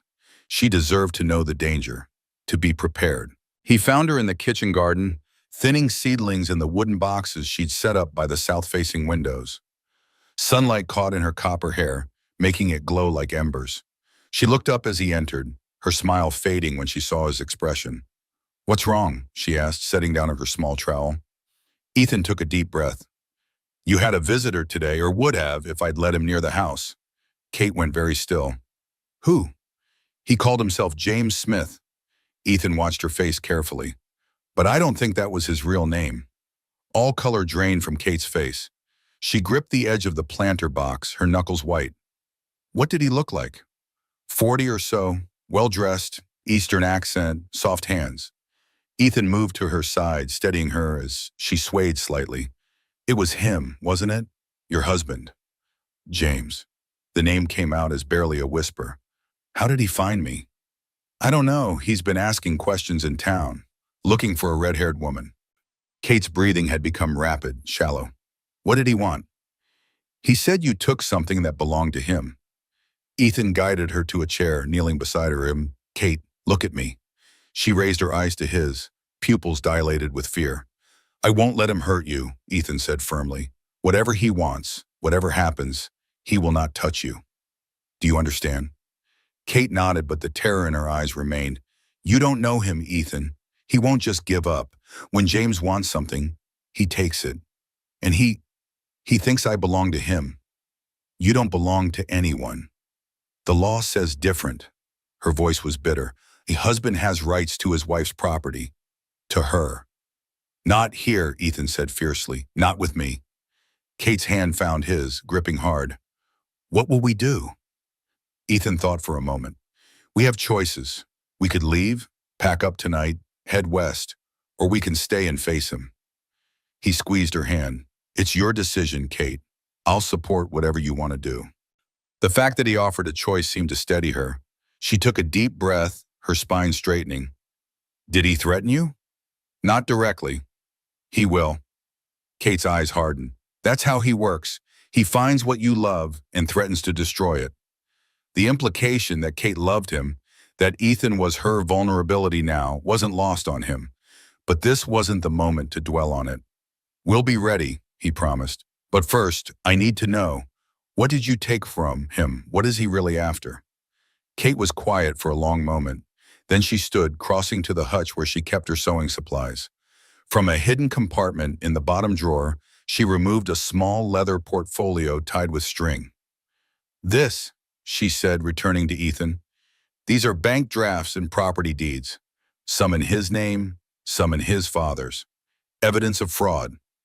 Ethan took the portfolio, opening it carefully. Inside were neatly arranged documents, financial papers with official-looking stamps and signatures.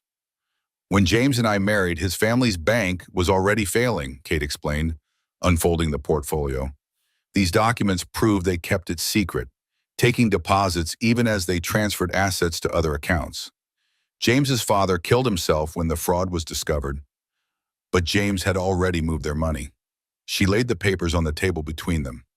"I found these in his strongbox the night I decided to leave. I took them as insurance, and as the means to start over somewhere he couldn't find me." She laughed bitterly.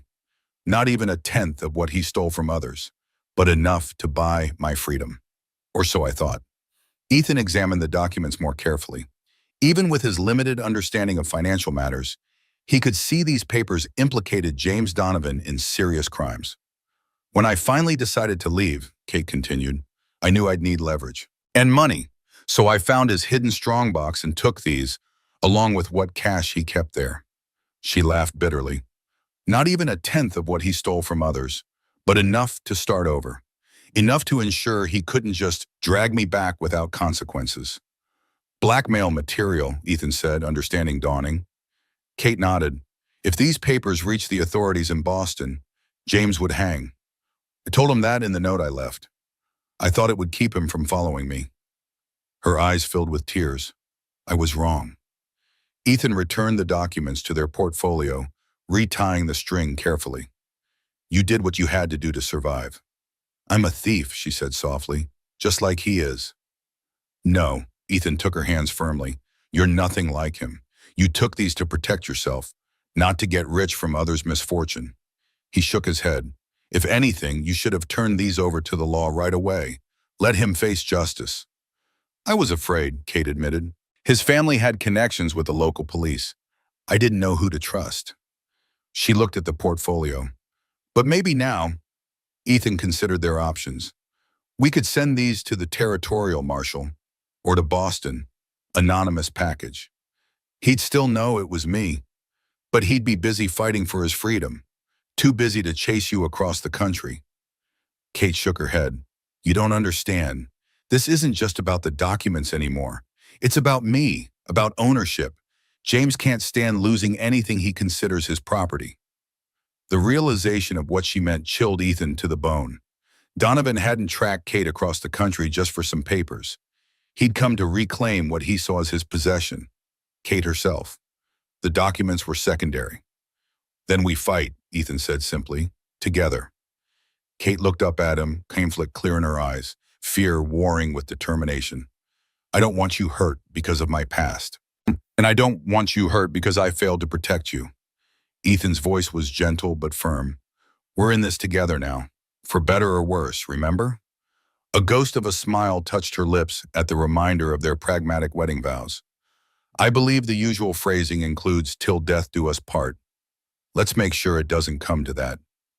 They spent the afternoon preparing. Ethan checked and loaded every firearm in the house, positioning them strategically in different rooms.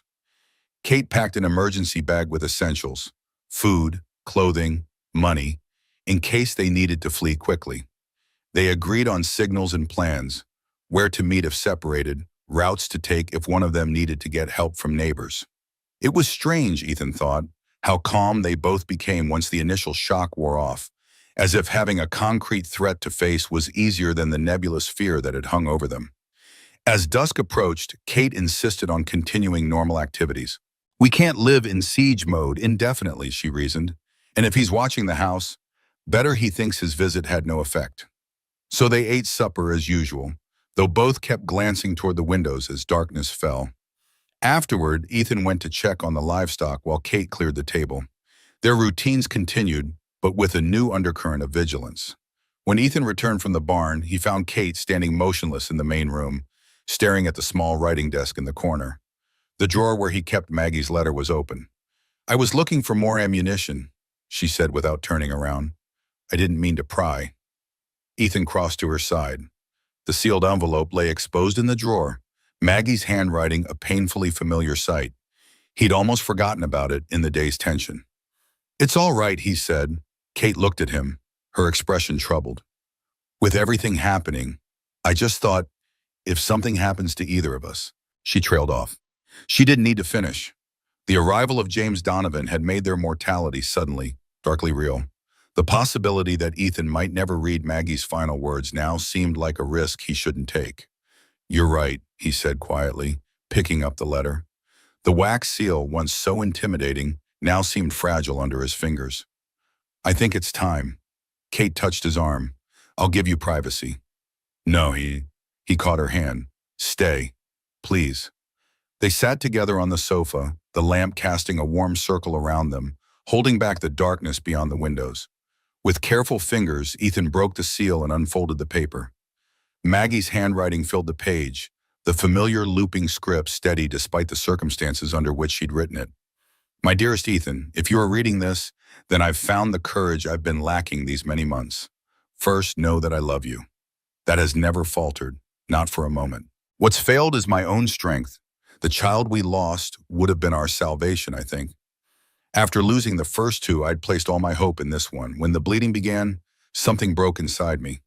Not just my body, but my spirit. You'll blame yourself for being away. Don't. There's nothing you could have done. And I've chosen this moment of solitude deliberately. I couldn't bear for you to find me in distress. Better a clean ending than more false hopes and inevitable disappointment. I know what the church teaches about the sin I'm committing. I can only pray that God understands what I cannot explain even to myself. This darkness that has overtaken me, this unbearable heaviness of simply existing. Please forgive me, my love. And when you can, please live. Find happiness again. You deserve a full life, not one half lived in mourning. Promise me you won't follow where I'm going, not for many, many years. Remember me as I was before the sadness came. Remember me laughing, And then, let me go. All my love, Maggie. Ethan's vision blurred as he read the final lines. Tears fell onto the paper, darkening the ink in small circles. Kate's arm encircled his shoulders, her presence a solid anchor as waves of grief and relief washed through him. For 3 years, he'd carried the weight of Maggie's death, the guilt of his absence, the shame of her suicide, the fear of what her final words might contain. Now, finally reading them, he found not accusation, but absolution, not a burden, but a release. She wanted me to live, he said finally, his voice rough. She loved you, Kate replied softly. Of course she did. Ethan carefully refolded the letter. I was afraid she blamed me. She blamed herself. Kate's voice held deep understanding. That's what depression does. It turns you against yourself. He looked at her, suddenly struck by her insight. You sound like you know. Kate nodded, her eyes distant. After my parents died, for a while I couldn't see the point in continuing. Her hand found his. But unlike Maggie, I found my way back to the light. She wasn't able to. That's not your fault, Ethan. It never was. The weight that had lived in Ethan's chest for 3 years seemed to loosen, not disappearing entirely but shifting, becoming bearable. Thank you, he said, bringing Kate's hand to his lips, for being here. For this. She smiled, though her eyes remained troubled. I only wish our timing were better. With James, we'll handle him. Ethan tucked Maggie's letter into his shirt pocket, close to his heart. Together. Later, as they prepared for bed, Ethan found himself returning to the letter's words. Find happiness again. You deserve a full life. Looking at Kate as she braided her hair for sleep, he realized he had found happiness again, against all odds, and he would fight to protect it. Come to bed, Kate said, noticing his gaze. Whatever tomorrow brings, we need rest. He joined her, gathering her close in the darkness. Outside, the wind picked up, rattling the windows with early spring's fitful breath. Within their small circle of warmth, Ethan made a silent vow to Maggie, to Kate, to himself. He would live fully, love completely, and protect fiercely what he'd been fortunate enough to find twice in one lifetime, no matter what it cost him. Morning arrived with mist rising from the melting snow, ghostly tendrils dissolving in the strengthening sun. Ethan woke before dawn, restless with anticipation of confrontation. He slipped from bed without waking Kate, checking the house's perimeter before starting coffee. They had decided against hiding or running. This was their home and they would defend it. But they wouldn't seek conflict either. If Donovan returned, they'd be ready. If he didn't, they'd continue their lives, albeit with greater vigilance. When Kate joined him in the kitchen, he noticed she dressed with particular care. Her sturdiest clothes, hair braided tightly back, boots rather than house slippers. Preparing for trouble, just as he was. Any sign? She asked, accepting the coffee he offered. Nothing yet. Ethan leaned against the counter. I need to ride into town today. Low on horseshoe nails, and Jenkins is expecting that plow blade by week's end. Concern flashed across Kate's face. Is that wise? With James? I'll be fine, he assured her. Town's busy this time of year. He won't try anything there. It's not you I'm worried about. Kate set her cup down with a sharp click. What if he comes here while you're gone? Ethan had considered this. You have the revolver, and Buckley will alert you to anyone approaching. He took her hands. But if you'd rather come with me, she shook her head. No, someone should stay with the property. Her jaw set in determination. I'm not afraid of him, not anymore. The words weren't entirely true. Ethan could see the fear she was working to master, but he admired her courage all the more for it. I'll be quick, he promised. 2 hours. No more. Kate nodded. Be careful. James has a way of appearing friendly at first. Charming even. I've seen the real man behind the mask, Ethan reminded her. I won't be fooled. After breakfast, he saddled his horse, checking his rifle before securing it in its scabbard. Kate stood in the doorway, Buckley at her side, watching him prepare. 2 hours, she repeated, her voice steady despite the tension in her shoulders. Ethan swung into the saddle, looking down at her. In that moment, backlit by the morning sun streaming through the open door, she looked like a painting he'd once seen. A pioneer woman, strong and vital, holding her ground against whatever the frontier might bring. I love you, he said suddenly, the words rising unbidden. Kate's eyes widened slightly, then softened. I love you too. She straightened, squaring her shoulders. Now go, before I change my mind about staying. He rode toward town, looking back once to see her still standing in the doorway, her copper hair catching fire in the sunlight. The township was busy with spring preparations. Wagons lined the main street as ranchers and homesteaders stocked up for planting season. Ethan moved efficiently from the general store to the post office, collecting mail that had accumulated over the winter. He was conscious of eyes following him, not just the usual neighborly acknowledgement, but speculative gazes, whispers behind hands. News of his confrontation with James Smith had clearly spread. In a small community like theirs, any stranger caused ripples, especially one asking questions about local residents. At the general store, Sherman's usual brusqueness had given way to something almost like concern. That fellow been to see you? He asked as he measured out horseshoe nails. Yesterday, Ethan confirmed, seeing no reason to deny it. Sherman nodded, glancing toward the street before lowering his voice. Came in here asking all sorts of questions about your wife. Said he was a relative, looking to reconnect. Didn't believe it for a minute. He wrapped the nails in brown paper. Told him I didn't know anything about any red-headed woman. Figure that was safest. Ethan was surprised by the shopkeeper's protective instinct. Perhaps the town's cool reception to Kate had been thawing more than he'd realized. Thank you, he said sincerely. Sherman shrugged uncomfortably. Just didn't like his manner. Too smooth by half. He handed over the package. You watch yourself, Morgan. That one's trouble.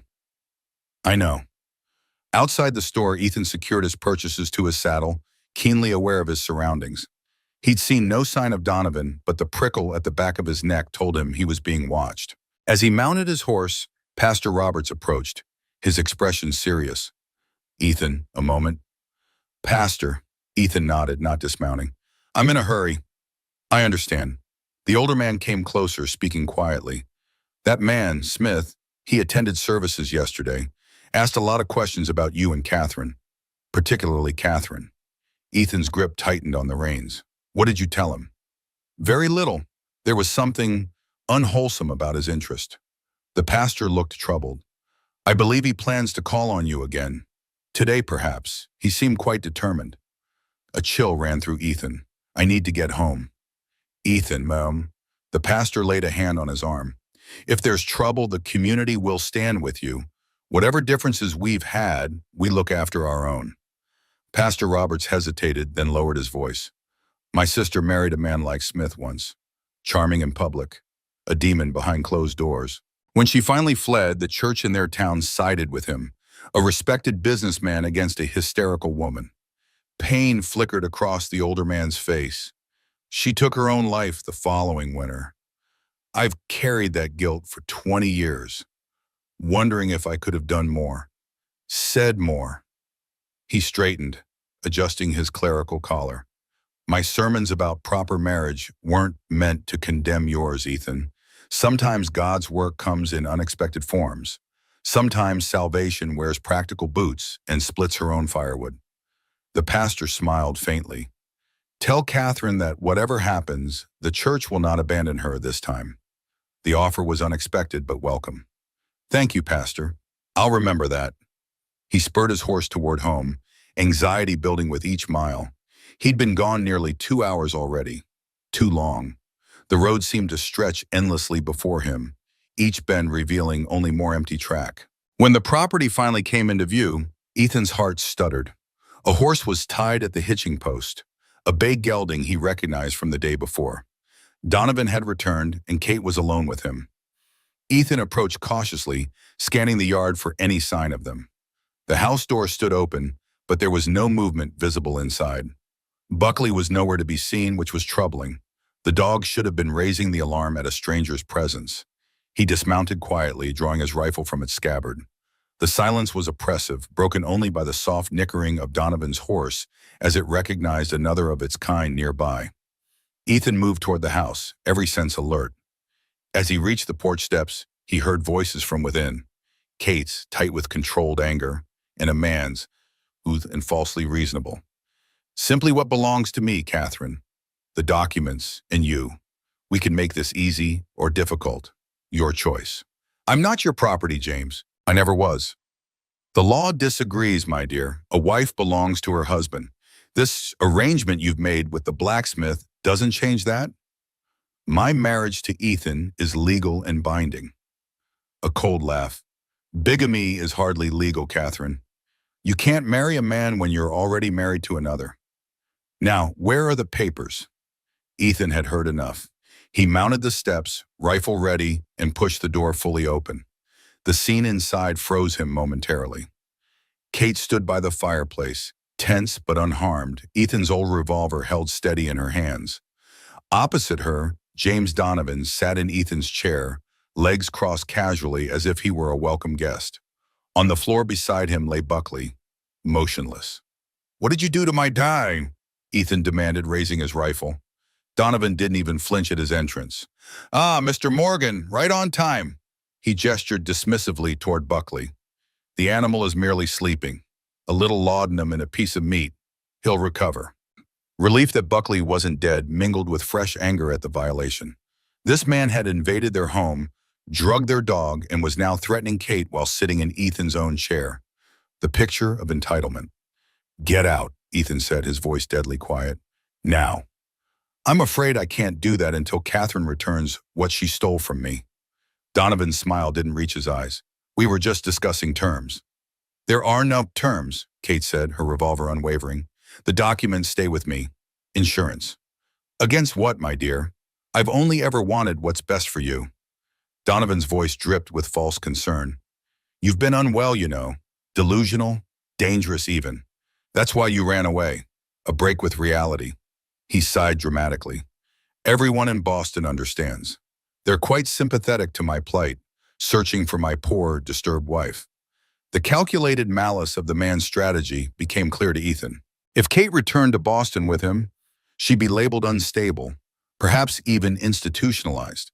Any accusation she made would be dismissed as the ravings of a madwoman. The documents would be taken, and she would be trapped, more thoroughly than before. "She's not going anywhere with you," Ethan said, stepping further into the room.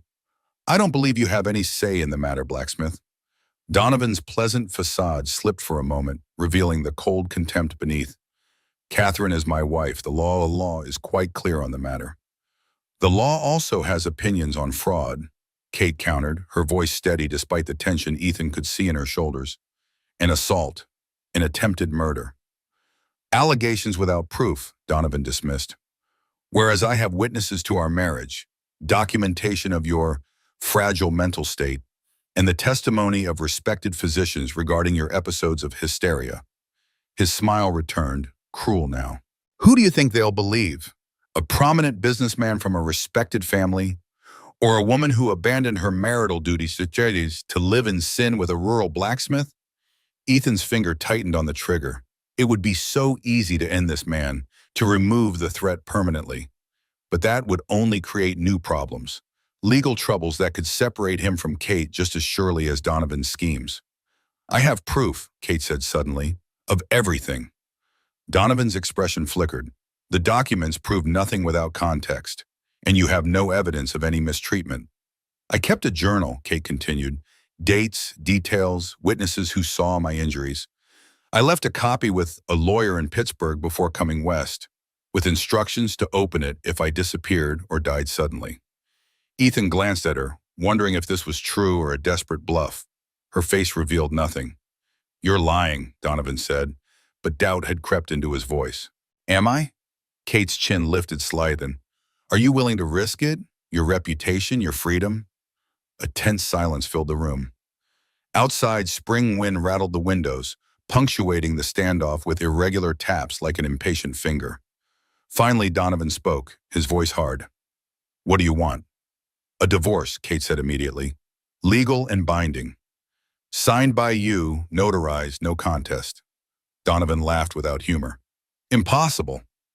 "Then I send the financial documents to the Boston authorities," Kate countered. "Today, and my journal becomes very public reading." The banker's face darkened with fury. "You would ruin yourself as well. No one looks kindly on a woman who airs such private matters." I don't care about Boston society's opinion anymore. Kate's resolve was palpable, filling the small room with its force. I have a new life here. People who value me for who I am, not who they expect me to be. Ethan felt a surge of pride at her courage, facing down the man who had terrorized her for so long. Donovan's eyes narrowed as he assessed his options. And if I agree to this divorce, what happens to the documents? They remain with me, Kate said firmly. Insurance that you'll honor the agreement and never come near me again. Blackmail, Catherine? How unladylike. Survival, she corrected. Something I learned the hard way.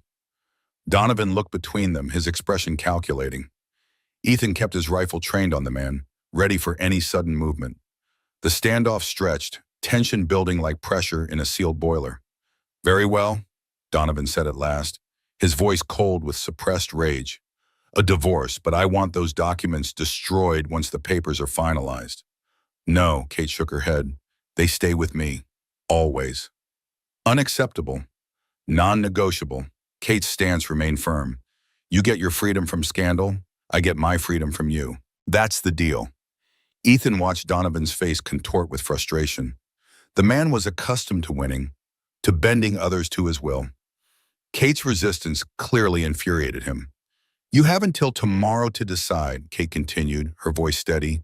Agree to my terms, or I send copies of everything to the Boston Globe, the police, and your business associates. You wouldn't dare. Try me. The steel in her voice left no doubt she meant it. Something in Donovan's eyes changed, a cold calculation replacing the frustrated anger. He smiled suddenly, a gesture that raised the hair on the back of Ethan's neck. Tomorrow then, he agreed too easily. I'll have my answer. He stood slowly, hands raised in mock surrender. May I leave now, or does the blacksmith intend to shoot an unarmed visitor? Go, Ethan said, not lowering his rifle. Don't come back without a signed divorce agreement. Donovan straightened his jacket with precise movements, the picture of a gentleman concluding an unpleasant but necessary business meeting. At the door, he paused, looking back at Kate. You've changed, Catherine. Country life has made you coarse. His smile didn't reach his eyes. But perhaps that's fitting. You never were meant for civilized society. The insult slid off Kate like water from oiled canvas. Goodbye, James. Only when Donovan's horse had disappeared down the road did Ethan lower his rifle. Kate's hands began to shake as she set down the revolver, reactions setting in now that the immediate threat had passed. Did you really leave a journal with a lawyer? Ethan asked, moving to check on Buckley. The dog was breathing steadily, already showing signs of waking from his drug sleep. Kate shook her head. No, but he doesn't know that. It was a good bluff. Ethan stroked Buckley's head, relieved to feel the hook stir under his touch. But he'll be back, and I don't think he will bring divorce papers. No, Kate agreed, sinking into a chair. He won't. He'll try something tonight, Ethan predicted, when he thinks we've lowered our guard. Kate nodded, her face grim. James never accepts defeat. He'll either try to take the documents by force, or... She couldn't finish the thought. Or he'll try to make sure neither of us can use them against him, Ethan completed grimly. They looked at each other, the reality of their situation settling heavily between them. This wasn't over. In many ways, it had just begun. They prepared methodically through the afternoon. Ethan moved hay bales against the downstairs windows, protection against gunfire, should it come to that. Kate positioned lanterns strategically, ensuring no corner of the house would offer concealment to an intruder. They checked and rechecked weapons, agreeing on signals and tactics. If Donovan came alone, they would confront him together. If he brought others, a distinct possibility, they had escape routes planned. As dusk approached, Kate insisted on cooking a proper meal. We need to keep our strength, she said practically, and I won't let him disrupt our lives any more than necessary. So they ate by lamplight, the normalcy of the ritual, at odds with the tension humming through the house. Buckley had fully recovered from the laudanum, more alert than usual as he sensed the unease in his humans. I've been thinking, Ethan said, as they cleared the dishes, maybe we should leave. Not permanently, but until this is resolved. Go to the territorial capital, speak to a marshal. Kate considered this, her expression thoughtful. It might be safer, she acknowledged, but James would just follow, and a marshal might be more inclined to believe a respectable businessman than a woman with a complicated story. We have the documents, evidence. Financial fraud is one thing. My allegations against him as a husband. She shook her head. Those are harder to prove. Ethan knew she was right. The law offered little protection to wives against abusive husbands. What James had done to Kate was considered largely a private matter, not a legal one. Then we handle this ourselves, he said with finality. One way or another. Kate took his hand. Whatever happens, Ethan, thank you for believing me, for standing with me. He drew her close. Always. As darkness settled over the land, they extinguished most of the lamps, keeping only a single light burning in the kitchen. To an observer, it would appear they had retired for the night, defenseless in sleep. In reality, they waited in the darkened main room, weapons ready, Buckley at their feet. Minutes stretched to hours. The moon rose, casting silver light through the windows. Every creak of the settling house, every rustle of wind through budding trees outside, set their nerves on edge. Maybe he's not coming, Kate whispered around midnight. He'll come, Ethan replied with certainty. The man he'd faced that morning would not retreat so easily. Another hour passed. Buckley's ears pricked suddenly, his body tensing. A moment later, Ethan heard it too, the soft crunch of footsteps on half-frozen ground, approaching from the direction of the barn. Kate reached for her revolver, eyes wide in the darkness. Ethan touched her arm in silent communication. Wait, listen. The footsteps paused, then continued, more cautious now. Not one person, Ethan realized with a sinking feeling, but at least two, possibly three, moving with deliberate stealth toward the house. Back door, he breathed, barely audible. Kate nodded, understanding his meaning. They'd anticipated Donovan might try to enter from the rear of the house, where the kitchen door offered easier access than the heavy front entrance. A soft scraping sound confirmed their suspicion, someone testing the back door latch. Ethan had deliberately left it unlocked, wanting to control where any confrontation occurred. Motioning for Kate to stay put, he moved silently to a position with clear sight of the kitchen doorway. Buckley remained with Kate, trembling with the effort of staying quiet, when every instinct told him to bark at the intruders. The back door opened with agonizing slowness. A sliver of moonlight cut across the kitchen floor as a figure eased inside, followed by a second. From his position in shadow, Ethan could make out Donovan's profile, followed by a larger man he didn't recognize. Hired muscle, most likely. They moved through the kitchen with practiced stealth, Donovan leading the way toward the main room where he'd confronted Kate earlier, toward the writing desk where he likely assumed the documents were kept. Ethan waited until both men were fully inside before making his move. Rising from his concealed position, he leveled his rifle. That's far enough, he said quietly. The men froze. Donovan recovered first, turning slowly to face him with remarkable composure for a man caught breaking into a house. Mr. Morgan, still awake at this hour? His voice was smooth, as if this were a chance social encounter rather than a home invasion. Expecting company, Ethan replied evenly. From her position across the room, Kate stood, her revolver trained on the second man. Hello, James. Donovan's practiced smile faltered slightly at the sight of her. Catherine, I see you anticipated my visit. We anticipated your trespassing, she corrected. Breaking and entering is a serious crime, even in Wyoming territory. Is it trespassing to enter one's own wife's home? Donovan's voice hardened. Legally, you're still my wife, Catherine. Your arrangement with the blacksmith doesn't change that. This is my home, Ethan said, his finger steady on the trigger, and you're not welcome in it. He glanced at the second man. Either of you. The larger man shifted nervously, clearly not having expected armed resistance. Boss, maybe we should... Quiet, Donovan snapped. His eyes never left Kate. I've reconsidered your offer, Catherine. A divorce might be arranged under certain conditions. The conditions haven't changed, Kate replied. You sign the papers, you leave, you never contact me again. The documents stay with me. Unacceptable. Donovan's facade of civility was cracking. Those papers come with me, or there's no deal. Then there's no deal, Kate said simply. Donovan's face contorted with sudden rage. You stupid, ungrateful woman. Do you have any idea what I could do to you? What your life would be like if I brought you back to Boston as my mentally unstable wife? I'm not going back. Kate's voice remained steady despite the violent emotion directed at her. Not ever. We'll see about that. Donovan made a subtle gesture to his companion, who tensed in preparation for action.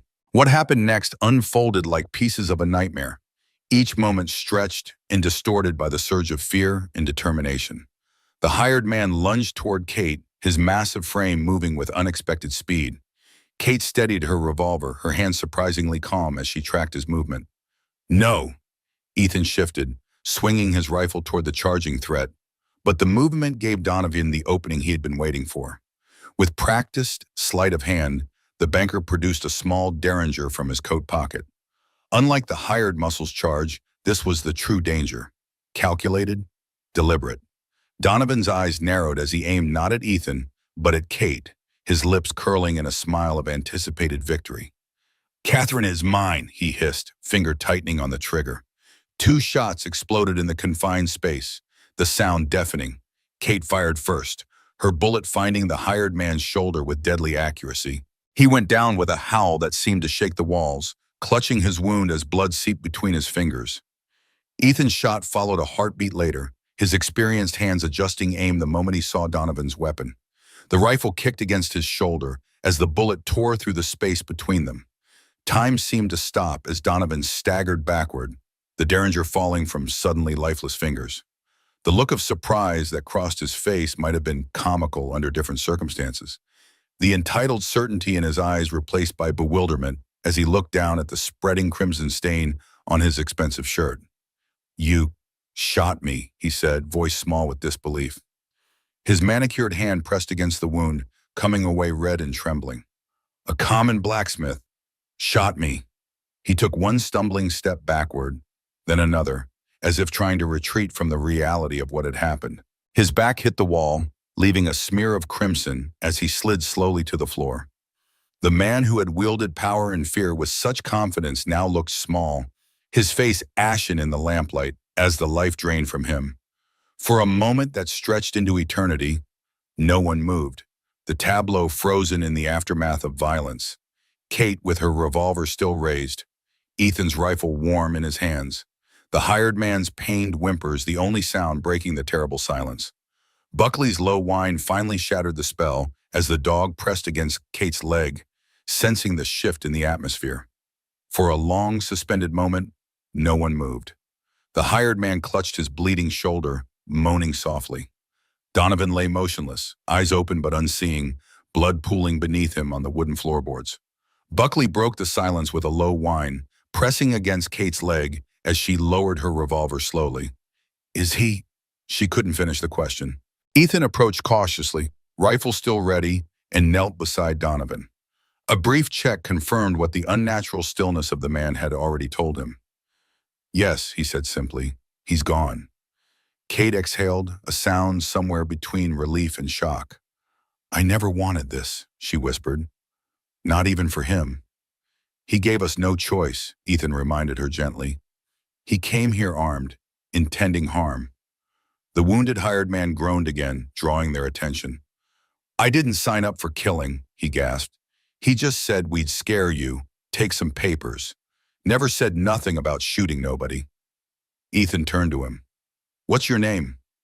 "Miller, Frank Miller." The man grimaced in pain. "I'm just hired help. Swear I didn't know what he really planned." Kate approached, her face pale but composed. "Can you ride, Mr. Miller?" He nodded weakly. "Think so. Bullet went clean through." "Then you should go," she said. "Now, before we change our minds." Ethan gave her a questioning look, but her expression was resolute. "If the law gets involved, this becomes complicated," she explained quietly. "There would be questions about my past, about James, about us." She was right. Self-defense might justify the shooting, but the circumstances, their unusual marriage, Kate's flight from Boston, the financial documents, would create a tangle of legal problems neither of them wanted to face. "Go," Ethan told Miller, helping the man to his feet. "Take your horse and ride. Tell anyone who asks, you never found us." Miller nodded gratefully, clutching his wounded shoulder. "What about him?" He jerked his head toward Donovan's body. "We'll handle it," Ethan said. After Miller had mounted his horse and ridden unsteadily away, Ethan and Kate stood in the doorway, surveying the aftermath of violence in their home. "What now?" Kate asked, her voice small in the vast silence of the night. Ethan took her hand, feeling its slight tremor. "Now we clean up, and then we move forward." They worked through the night, methodical in the face of necessity. Donovan's body was wrapped in canvas and buried on the far edge of the property, in a place where the spring thaw had already softened the earth. His horse was set loose, pointed toward town with a slap on its flank. By dawn, all physical evidence of James Donovan's visit had been erased, but his presence lingered in Kate's shadowed eyes, in the new vigilance with which she moved through the house. "He can't hurt you anymore," Ethan told her as they sat exhausted at the kitchen table, dawn light streaming through the windows. "I know." She stared into her cooling coffee. "But part of me expects him to walk through that door again. It doesn't feel real that he's gone." "It's over," Ethan assured her, covering her hand with his. "We're free now, both of us." And it was true, he realized. Donovan's death had released Kate from her past, but it had also freed Ethan in a way. With Maggie's letter read and her final wishes honored, with the threat to their future eliminated, they could truly begin again. "What will we tell people?" Kate asked. "About James?" "Nothing," Ethan replied. "He came, he left. If anyone asks about Smith, we say he moved on, looking for investment opportunities elsewhere." Kate nodded slowly. "And us, what happens now?" Ethan considered the question carefully. "Now we live. We build something good here together. Even with this between us." Her eyes met his, questioning. "We've taken a life, Ethan." "To protect our own," he reminded Hero. "We did what we had to do." He squeezed her hand gently. "Can you live with that?" Kate was quiet for a long moment, then nodded. "Yes, I can live with that."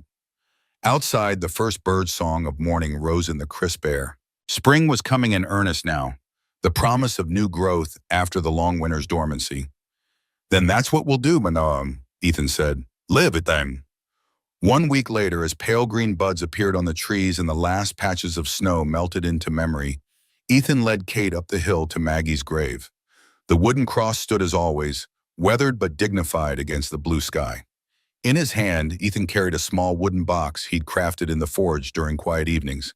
Inside lay 2 items: Maggie's final letter, carefully refolded, and the financial documents that had driven James Donovan to his desperate end.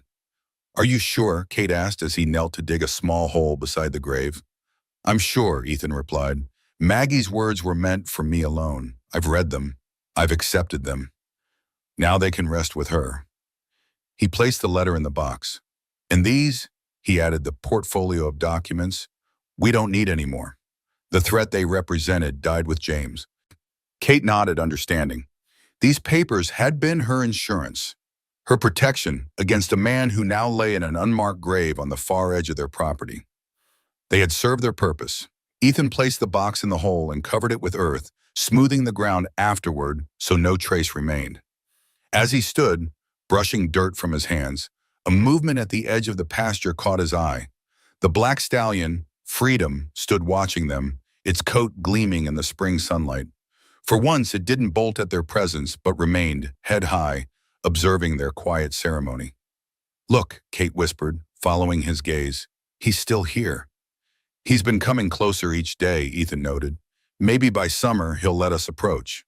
They watched the wild horse for a moment, appreciating its untamed beauty and the symbolism of its gradual acceptance of their presence. "Freedom," Kate murmured. Maggie named him well, not just for himself, but for what he represents. Choosing to trust, choosing to stay, rather than being forced to. Just like us. As if hearing his name, the stallion tossed his head once, his dark eyes reflecting the light with an almost knowing glint. Then, instead of bolting as he had for years, he turned and trotted unhurriedly toward the tree line, his gait relaxed, confident, not fleeing but simply moving on, disappearing among the budding branches that signaled spring's arrival. "Did you see that?" Ethan said, his voice hushed with wonder. He wasn't afraid. He just decided it was time to go, on his own terms. "Just like we're doing," Kate replied, squeezing his hand. The wooden box containing the past lay buried beside Maggie's grave. the earth smoothed over as if it had always been there. Freedom, the wild stallion, disappeared among the budding branches, carrying with him the spirit of what once was. Ethan and Kate walked hand in hand down the hill toward the house that had witnessed their unlikely beginning. The forge smoke curled into the clear spring sky, and Buckley trotted ahead of them, his loyalty now divided between two masters. In the distance, the town continued its gossip and judgment, but here on their land, hard-earned and blood-bought, they had found something neither had thought possible. Not just survival, but peace, a peace built not on forgetting, but on remembering, honoring, and then finally moving forward. And for the first time in years, Ethan Morgan felt truly at peace. The weeks that followed brought gradual changes to their lives. Word spread through town that the mysterious James Smith had moved on to other investment opportunities further west. Few questioned the story. Strangers came and went in frontier territories. What surprised Ethan more was the town's subtle shift toward them. Sherman no longer overcharged them at the store. Pastor Robert stopped by with seedlings for Kate's garden, mentioning casually that the church committee had voted to restore the old schoolhouse. They'd need a blacksmith's skill for the bell mounting, if Ethan was interested. Even Mrs. Miller nodded with something approaching respect when they passed on Main Street.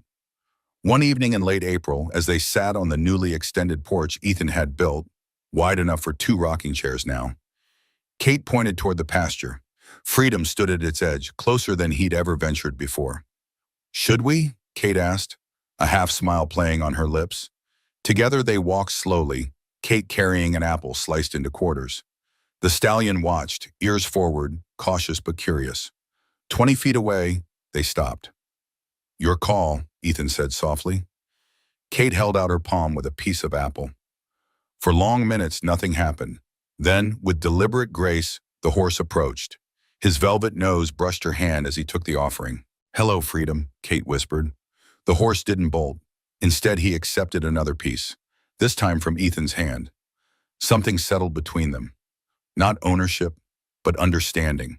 A wild thing choosing for a moment to trust. Later, as twilight painted the sky in shades of purple and gold, Kate leaned against Ethan on the porch, her head resting on his shoulder. "I've been thinking," she said, "that empty room upstairs." Ethan waited, feeling the weight of her unspoken question. "Maybe someday it won't be empty," she finished quietly. He tightened his arm around her, hope unfurling in his chest like the spring leaves on the trees. "Maybe someday," he agreed. Above them, stars appeared one by one in the darkening sky. Behind them, lamps glowed warm in windows that had once been dark. Before them stretched the land, renewed by spring, promising summer's bounty and beyond. They had survived their winter. Whatever seasons came next, they would face them together.